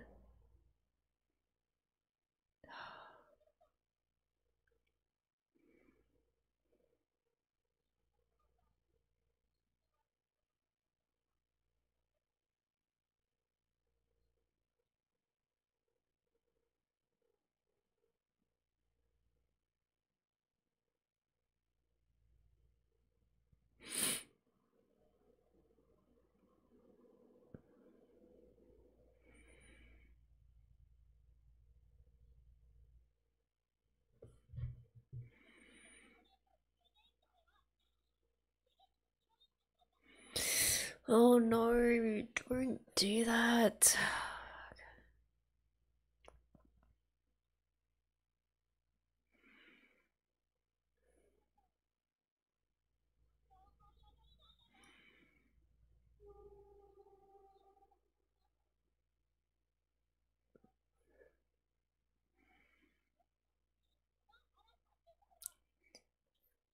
Stop it.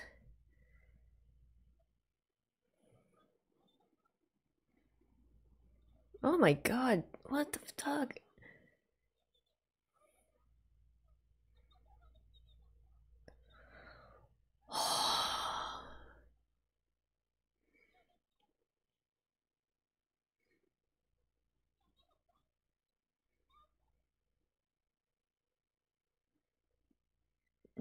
What is wrong with Ueno, man?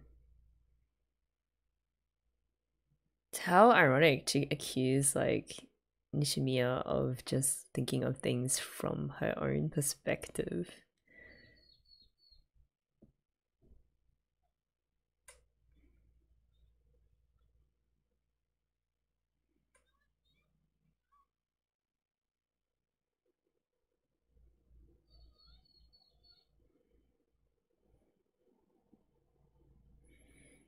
No, but Shoya's mom gets it.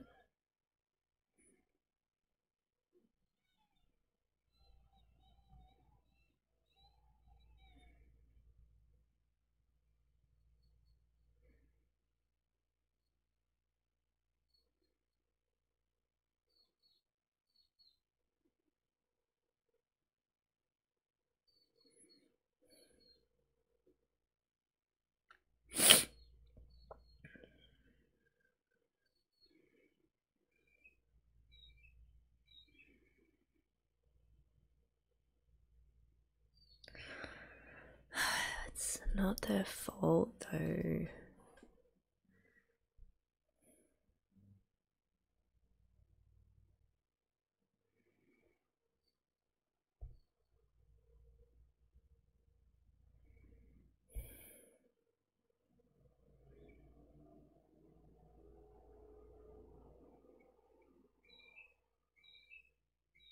Is he brain dead? What? Ueno, man, just let her see him. Who is she even to stop anyone from seeing him?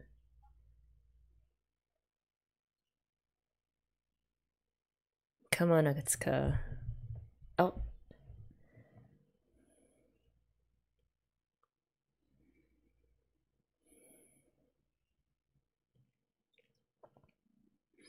It's like this awful cycle of hurt and guilt and then hurt again.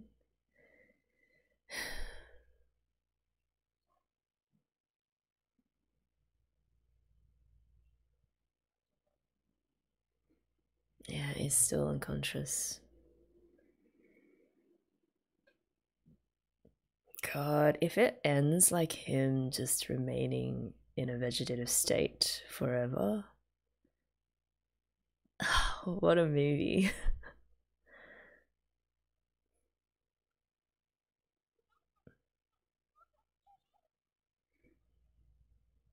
God, stop yelling at her. Jesus.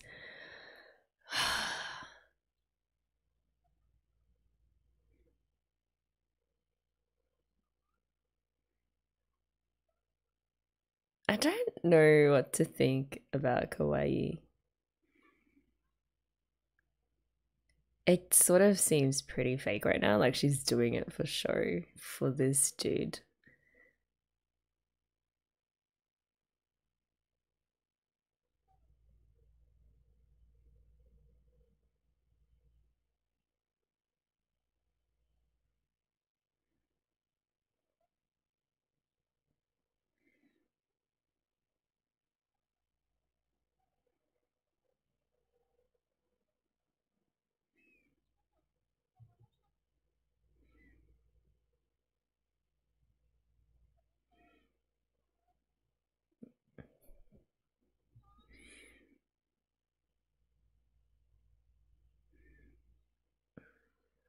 Oh. She's so brave, just going around to everyone and being like, hey, let's sort out this shit, right? Ueno, I feel, doesn't deserve it.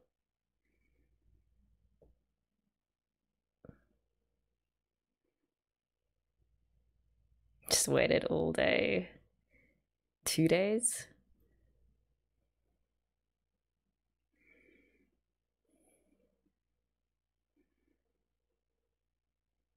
She honestly doesn't deserve this.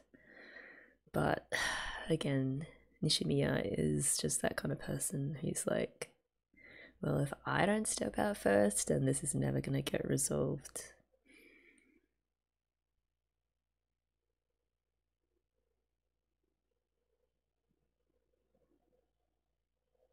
All them bullies.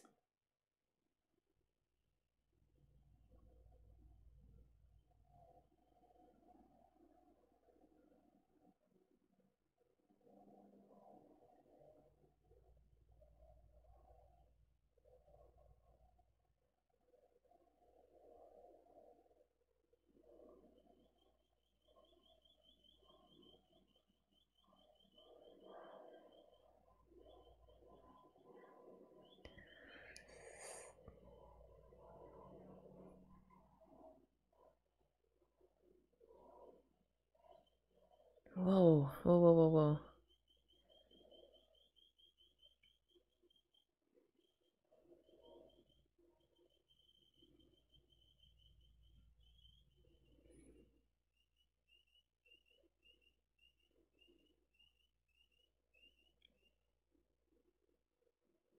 Just some intense strings.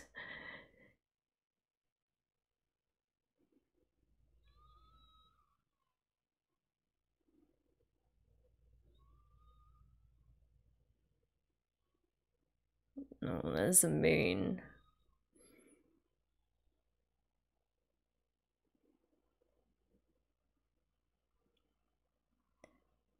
It's like they can sense each other.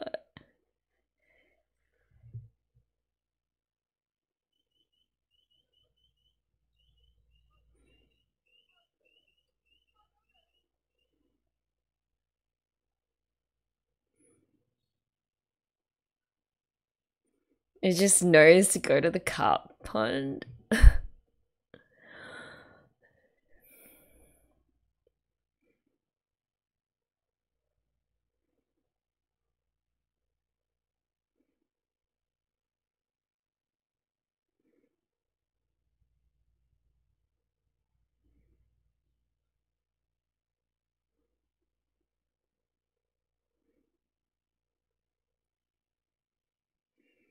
The piano's so clear, by the way. There's none of that muffled sound anymore when they actually see each other. How did they know?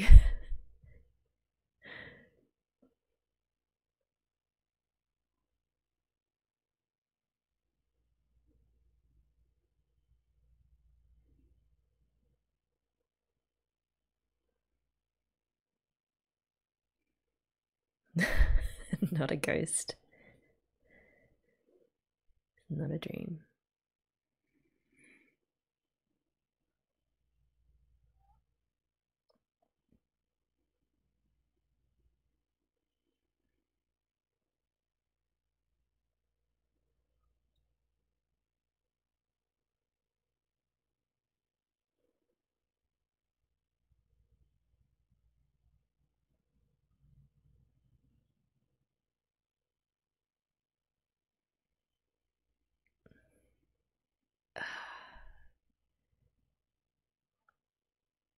She's got to work through all of that guilt as well, the same way that he did. Maybe they can help each other with that.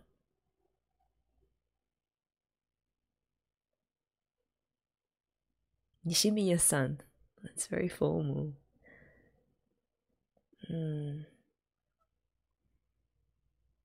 Yeah.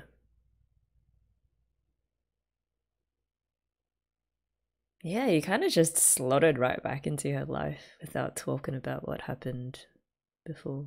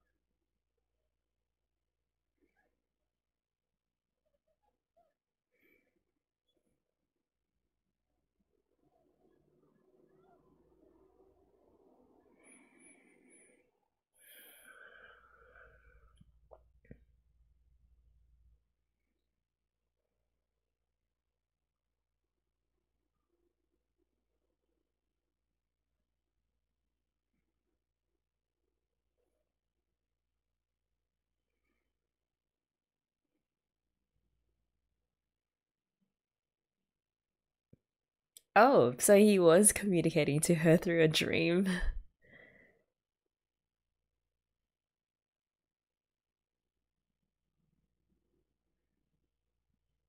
Hmm.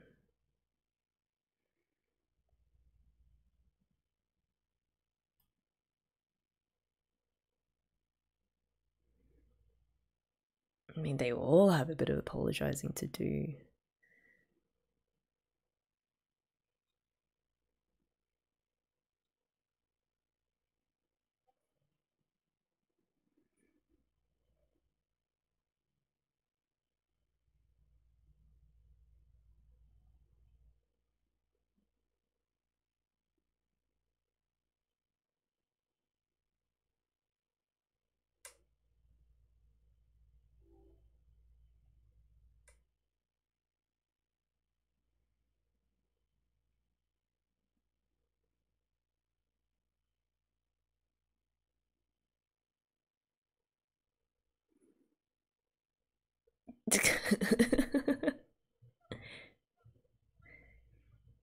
Oh no, no.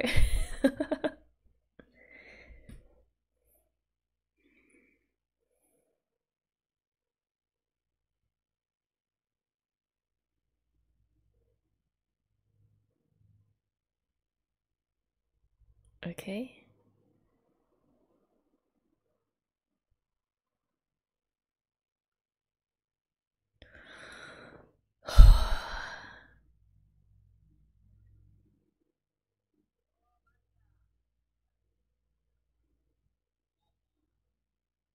Uh, oh.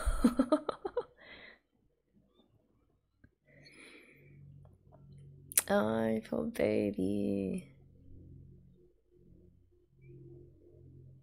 Still with that X over her face. Yeah, but why? God.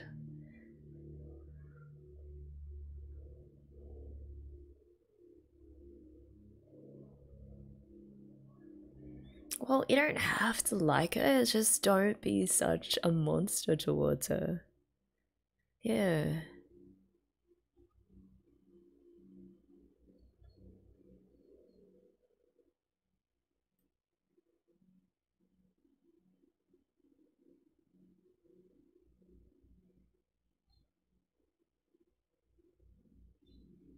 I would still stay away from her though.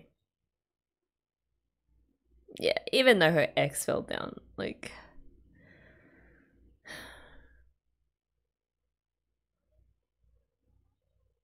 is it back to what? Oh no, it's her mum.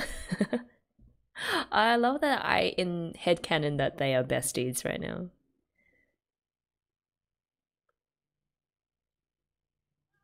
Um,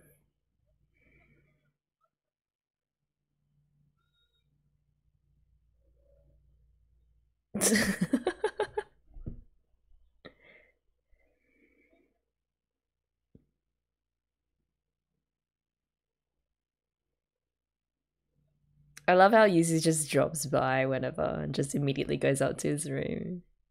Oh, nice.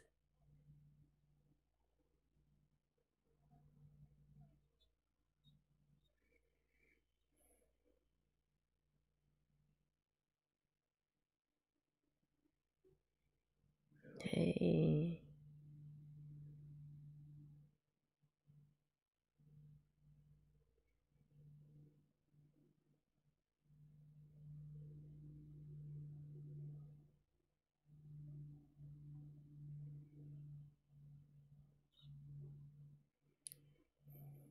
This things with flying birds and Kyoani.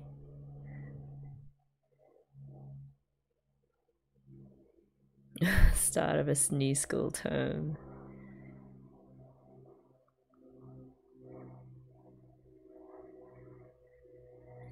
Is he apologizing for the things that he kind of blurted out when they were all on that bridge?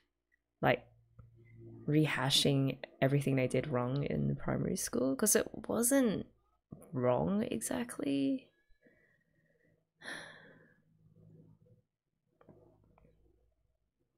Like, it's painful to go back and think about the things that you did wrong and how you hurt people.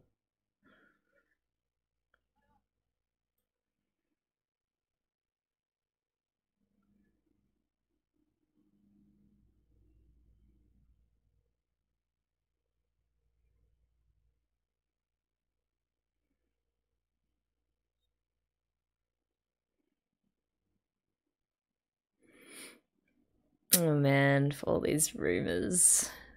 Like, did he try to kill himself? I don't know the full story. I think you needed to tell her that.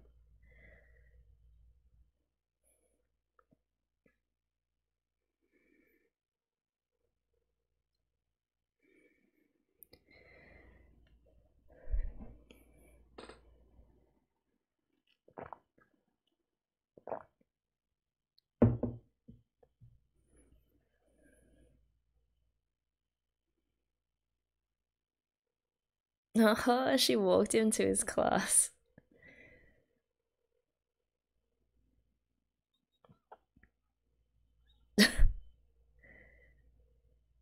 Close the door.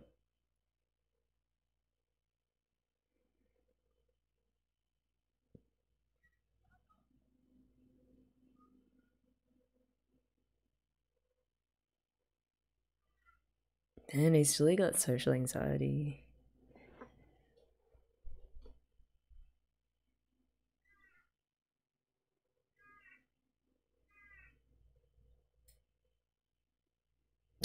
His tone of voice is so gentle.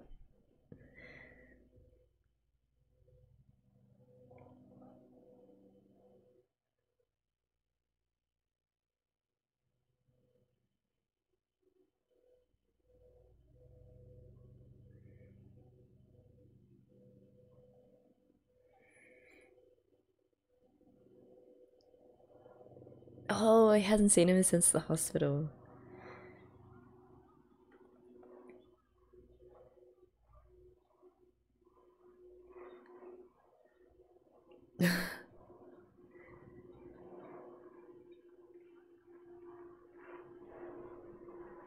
Yeah, those things happen. You just fall off buildings sometimes.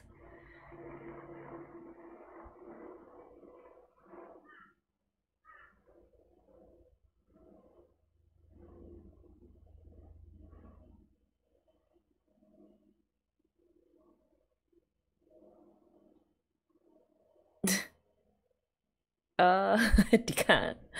Wait, how long was he in hospital for? That's not a lot.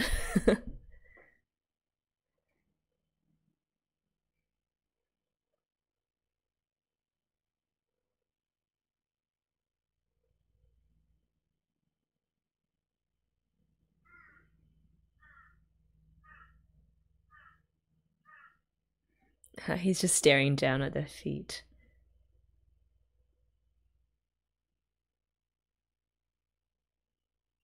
Wait, her hair's back to normal.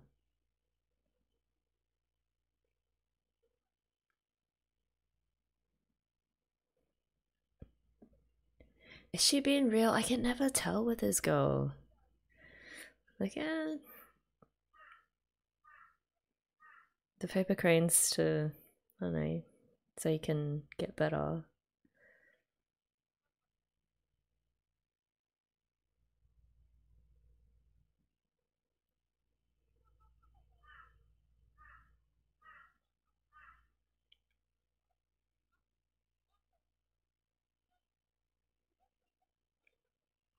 Oh, she's there too. Now she's looking at his feet. Everyone has issues with staring at each other in the face.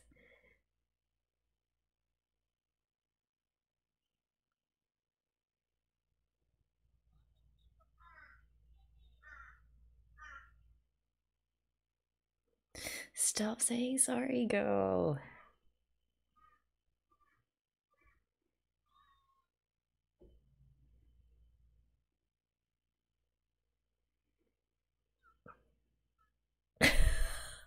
She's like, oh, at least she did sign language. That's impressive.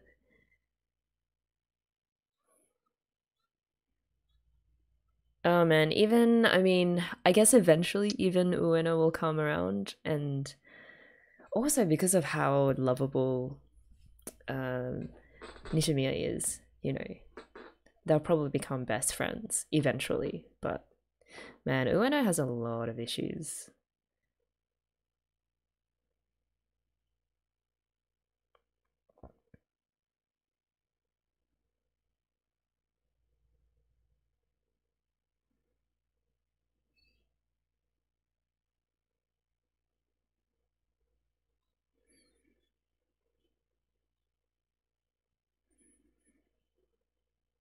Also, she didn't have the X over her face that last time, Ueno.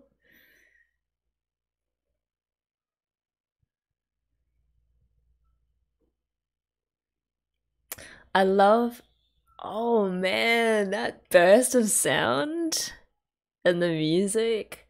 I love that high pitched sound that they make when all the noise is blocked out, and then you have that explosion of sound. It's amazing. There's really living now. It's like he's realizing he has a place in this world.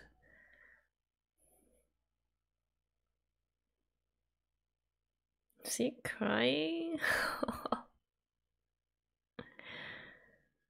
Oh god. Hey, that was the very beginning. What's coming into focus? All these faces. Even those two.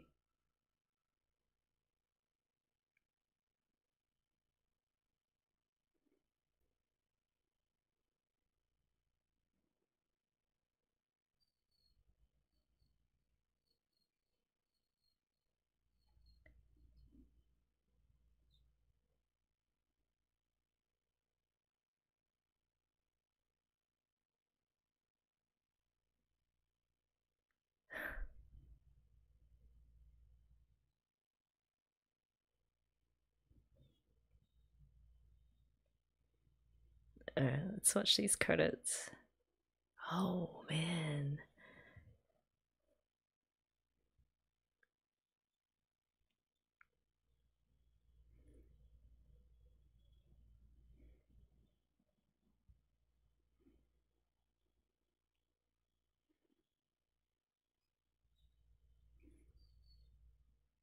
Alright, just nice happy song to finish off.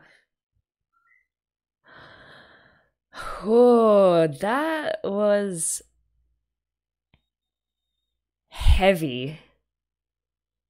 Not a movie you watch to, you know, have a chill morning or afternoon. There's so much to unpack in terms of the broader themes of the movie and what's going on individually with each of the students. Not just Shoya and oh god, NishiMIya, sorry.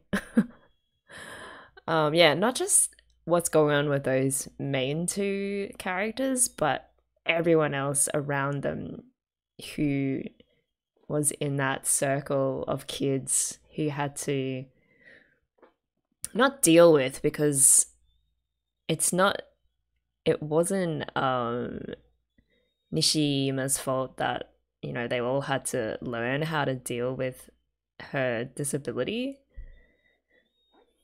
But yeah, just the cascade of events that happen when someone is being bullied like that, and then the guilt that comes years later and comes to bite you in the butt.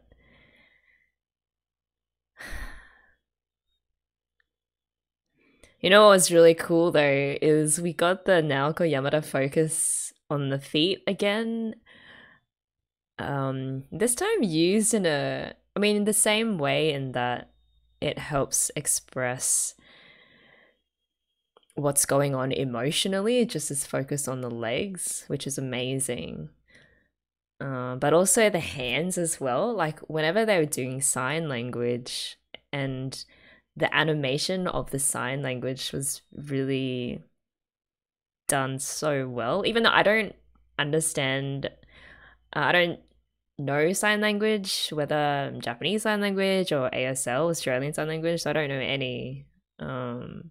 But yeah, you could just tell that there was so much attention paid to getting those gestures right, because it plays such a huge role in conveying what's actually happening on screen, conveying these emotions that all the characters are feeling and the conflict that is there without actually using any words. I thought that was the most amazing thing about this movie. The music as well. We got to talk about the music. Is that it?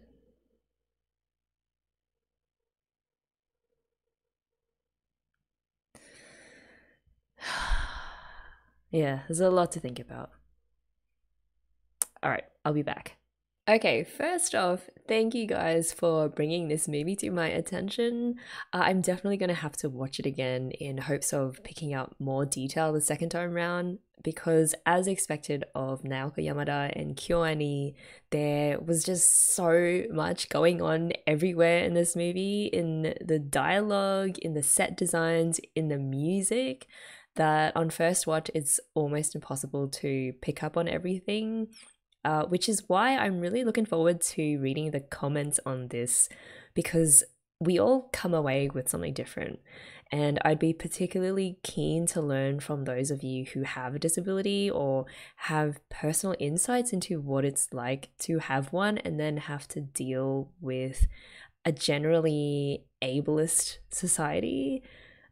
And yeah, I'd just be curious to see if the movie was able to convey those struggles in a way that you relate to. What I really appreciated about A Silent Voice is that it didn't come across as inspiration porn, which is a trap that other movies I've seen that have a main character with a disability often fall into. For example, because A Silent Voice is told mostly from Ishida's perspective, or Shoya's perspective, I imagine in other hands it could have easily gone the way of Ishida being a kind of savior, helping NishiMIya overcome her insecurities and redeeming his past actions by becoming her self-appointed protector or something. Like something just completely one-sided, and that forces the character with a disability to be the source of inspiration or be the source of some other character's redemption. But in fact, this movie calls out that kind of savior complex and dealt with so much more than just NishiMIya's deafness and her struggles. Of course, it does put a spotlight on the challenges that living with a disability can bring, but it also weaves together a very complex story that deals with bullying in school and then guilt from past actions and how you overcome that. And just it's just a really good coming of age story. Like literally, we started with the characters in 6th grade and then just jumped to how the choices that they made back then in that period of their life impacted them later on in high school. So let's go through the characters and I guess talk about how some of those themes come through in their individual stories.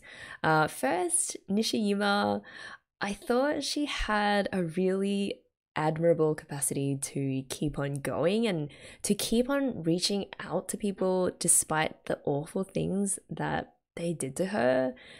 So the bullying that she had to endure was horrendous. Those first 10 minutes or so where it shows the 5 months of bullying that she had to go through before she left the school was so hard to watch.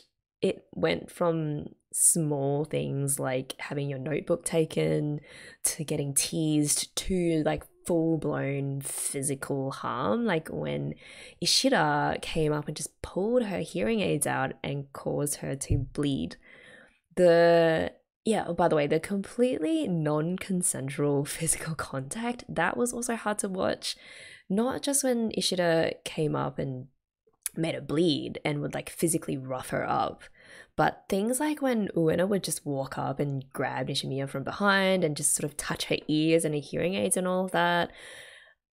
I've heard people with disabilities, especially those who are physically impaired, talk about how strangers will just come up and grab them or grab their wheelchairs if they are in one to move them out of the way or to try and help. But even if you have good intentions, just never do that, because there are people as well, like with their own private boundaries. So the question becomes like, why are the kids led by Ishida really so mean to NishiMIya? And I think there are individual issues with Ishida as well as more class-wide or like society-wide issues. One, Ishida and the rest of the class, they just don't know how to handle having a deaf person in their midst, and they don't make any effort to learn and understand how they should be acting. Like, one of the ways people react to things that make them uncomfortable or things that they are unfamiliar with is to just lash out and or to make fun of them. I think there was also an element of, oh, this girl is causing so much trouble. Because of her, we have to do all of these extra things just to make sure she gets by in school. We have to learn sign language. She's just such a distraction in class.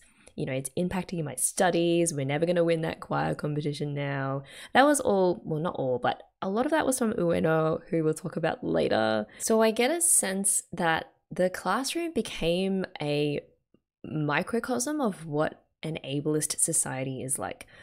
All of these negative perceptions and assumptions that people with disabilities can't do certain things or have to be pitied, people assuming that they know what people with disabilities are capable of, and or assume that they live lesser lives and assume this and assume that, just seeing people with disabilities as a burden. Interestingly, the school itself and NishiMIya's teacher, who was very kind to her, didn't seem to have the training or the resources either to make that transition to the school easier for NishiMIya. They kind of just threw her in the deep end with no support at all. And all of that contextualizes NishiMIya's habit of just always apologizing to people. And then eventually at the end, jumping off the building to end her own life.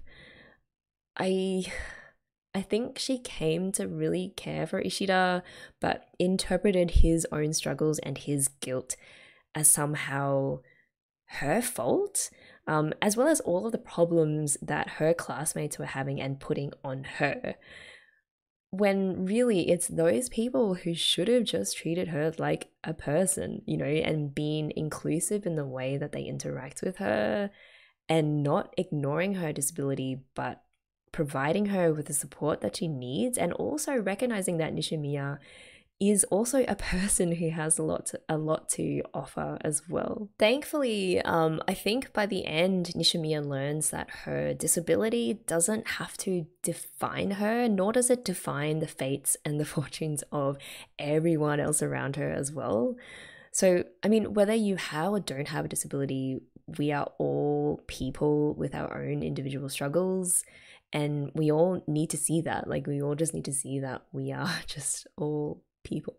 So Ishida or Shoya or Yasho or any of the other names that he has in this movie, what I liked best about his journey of dealing with the shit that he'd done in the past is that he confronts himself with the real reason for why he's had a change of heart.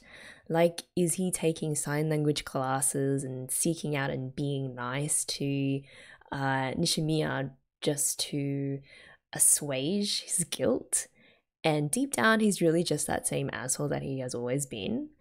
But definitely by the end of the movie, I think he's proven not just to NishiMIya and her family, but also to himself, that he genuinely wants to be a better person and that he is capable of being someone who can build others up instead of tear them down. I appreciate that he recognizes in the end also that he may have held this idealized version of NishiMIya in his head while he was trying to make things up to her, that she is her own person and he needs to consider what she wants as well as someone with full agency. It was interesting as well how his reconnecting with NishiMIya coincides with his learning how to let people in generally. I think Ishida was bullied as well. There were some flashbacks, if I remember correctly, showing the other kids giving him a hard time. Interestingly, he then becomes the ringleader bully towards NishiMIya, but then as the years go on by, his inability to make friends and keep them leads to him being incredibly isolated. And I think it was that combination of his inability to connect with people plus his growing guilt over how he'd treated NishiMIya that led to his wanting to end his own life. Yeah, man, the parallel between NishiMIya and Ishida's attempted suicides, like, I am glad that in that last conversation they have when he wakes up from the hospital bed and apparently he's communicated to her through a dream, which was crazy. I'm glad that they seem to have come to an understanding that she's not responsible for solving his guilt and his struggles, nor is he responsible for making her love herself. It's something that they have to work on themselves individually, but also they can help each other live better and to become the people that they want to be. Also, I thought the purple X's that cover people's faces to show Ishida's inability to look them in the face and how they fall away when he finally does make a connection with them and sees them as people he can relate to. That was an interesting choice or interesting signifier. I've never seen it done in such a blatant way, and it definitely made it a lot easier to understand Ishida's internal emotional landscape and to pinpoint the extent to which he feels isolated from everyone or someone, because it's just so visual. The other classmates had really interesting struggles and I guess like personality complexes as well. Now let's talk about Ueno.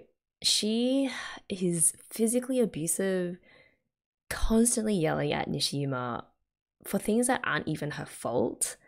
That scene when she's in the Ferris wheel and is telling NishiMIya how hard it was on all of them, that they had to deal first with her being deaf and then the trouble it all caused when the teachers got involved. Like, yeah, I get it.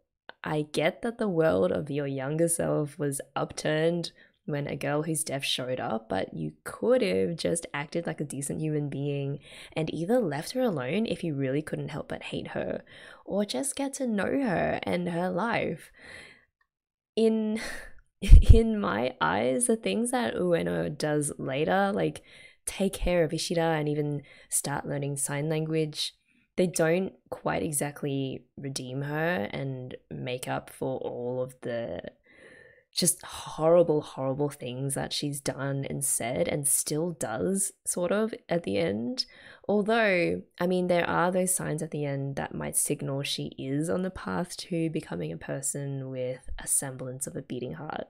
Kawai, the fakest of them all. I'm sorry, like even at the end when she fusses over NishiMIya after her attempted suicide, it just didn't feel very genuine.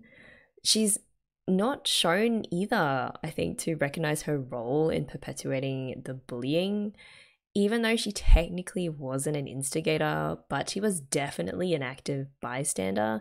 And actually, no, she did participate because she laughed at all of those terrible jokes at NishiMIya's expense. The kind of person who is the first to point fingers but has almost zero self-reflection on the role that they played as part of the problem. So yeah, no love really from me for Kawai. Everything she does just seems to be a show that she puts on for someone else. If it's not for that dude that she's trying to snag, what was his name? Mashiba, it's everyone else. Like her self-image is the most important. I thought Sahara's story put a unique twist on that bystander problem. So she is like a self-identified coward, even though she was the one who was kind enough to NishiMIya in school and volunteered to learn sign language to communicate better with her.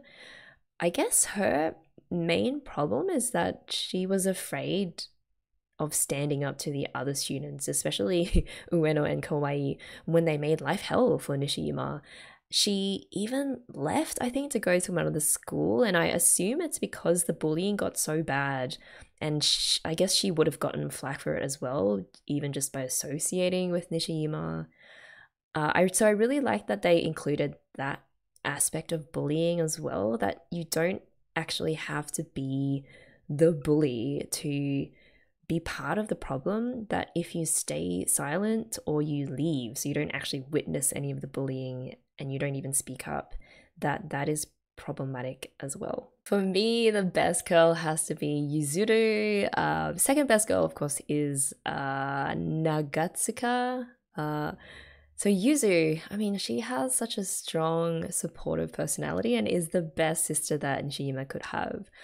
I appreciated that the movie found time through Oba-chan, who sadly passed away just like right after we got introduced to her, to touch on the fact that being NishiMIya's sister also brought with it its own unique challenges, one of which is Yuzu maybe didn't spend enough time developing out her own personality and interests. Yuzu doesn't begrudge it at all and even embraces her role as NishiMIya's sister. She is so protective of her older sister, but it is still hard for her in the sense that she's fallen into this state of being where most things that she does revolves around NishiMIya. So, for example, having to be so tough that you can stand up to any bully who would dare make life hard for her.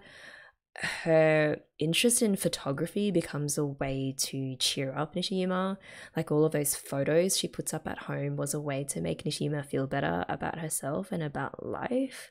So at the end, it was really nice to see Yuzu through little things like the cosplay and then bigger things like actually going back to school and winning that photography contest, that she's starting to live her own life and just take the time to be the kid that she is.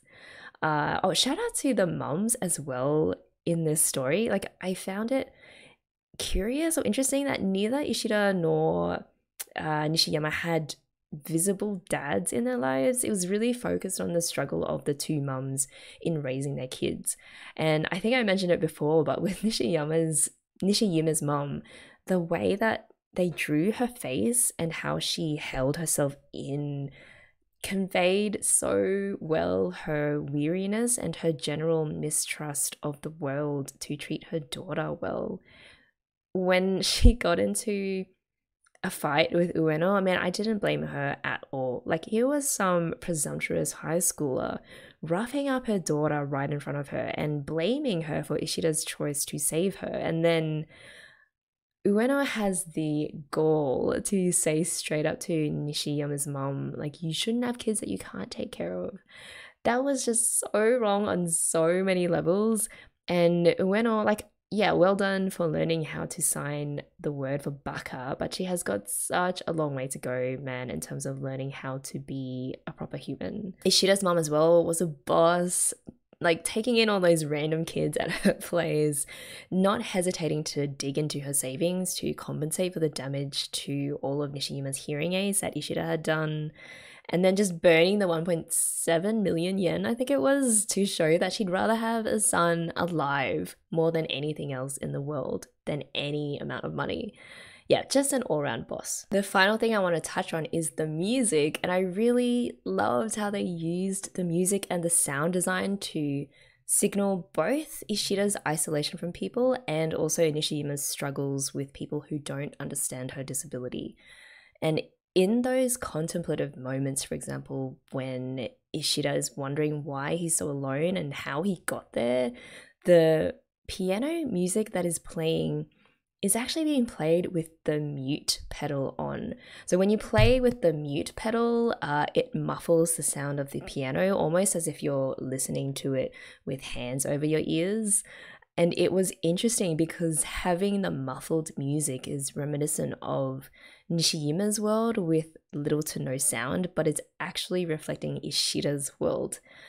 Almost like the music is saying that while NishiMIya's hearing is impaired, Ishida is emotionally impaired, and they both share that same feeling of being isolated, if for different reasons. The music also does a great job of letting you know when something positive has happened or when Ishida makes a personal connection. One of my favorite moments was when he meets Nagatsuka. Did I say that right? Nagatsuka? Yeah, his first friend in a long time. Just before the purple cross falls off Nagatsuka's face, there is a high-pitched tone, like the ringing in the ears, and then the purple X falls off, symbolizing how Ishida has made this personal connection. And then the music starts, and it's fully audible, clear music. And interestingly, the high-pitched tone, which is used several times throughout the movie, is what people with tinnitus hear. So most of us have experienced tinnitus. It's what happens when, for example, a really loud bang happens right next to your ear and you can't really hear anything for the next few seconds except for that ringing. And it was so cool how they used that tinnitus sound and then the music to convey that Ishida was making a connection with someone, had broken through his veil of just close-offedness. Again, it's another parallel to NishiMIya's physical disability. Like in contrast to Ishida, she can't hear, but she's always trying to reach out to people emotionally, whereas Ishida can hear physically fine, but he struggles with connecting emotionally with people. So yeah, those are my initial thoughts. I really want to go now and just look up all of the essays that people must have written about this movie, because there was so much complicated human conflict that was just packed into those 2 hours that it's going to require a lot more time for its content and its messages to really sink in. So thank you for watching A Silent Voice with me. I really enjoyed it, and I have really come to trust the recommendations from you guys. And there's actually so many other anime movies that I hope to have time to get to soon.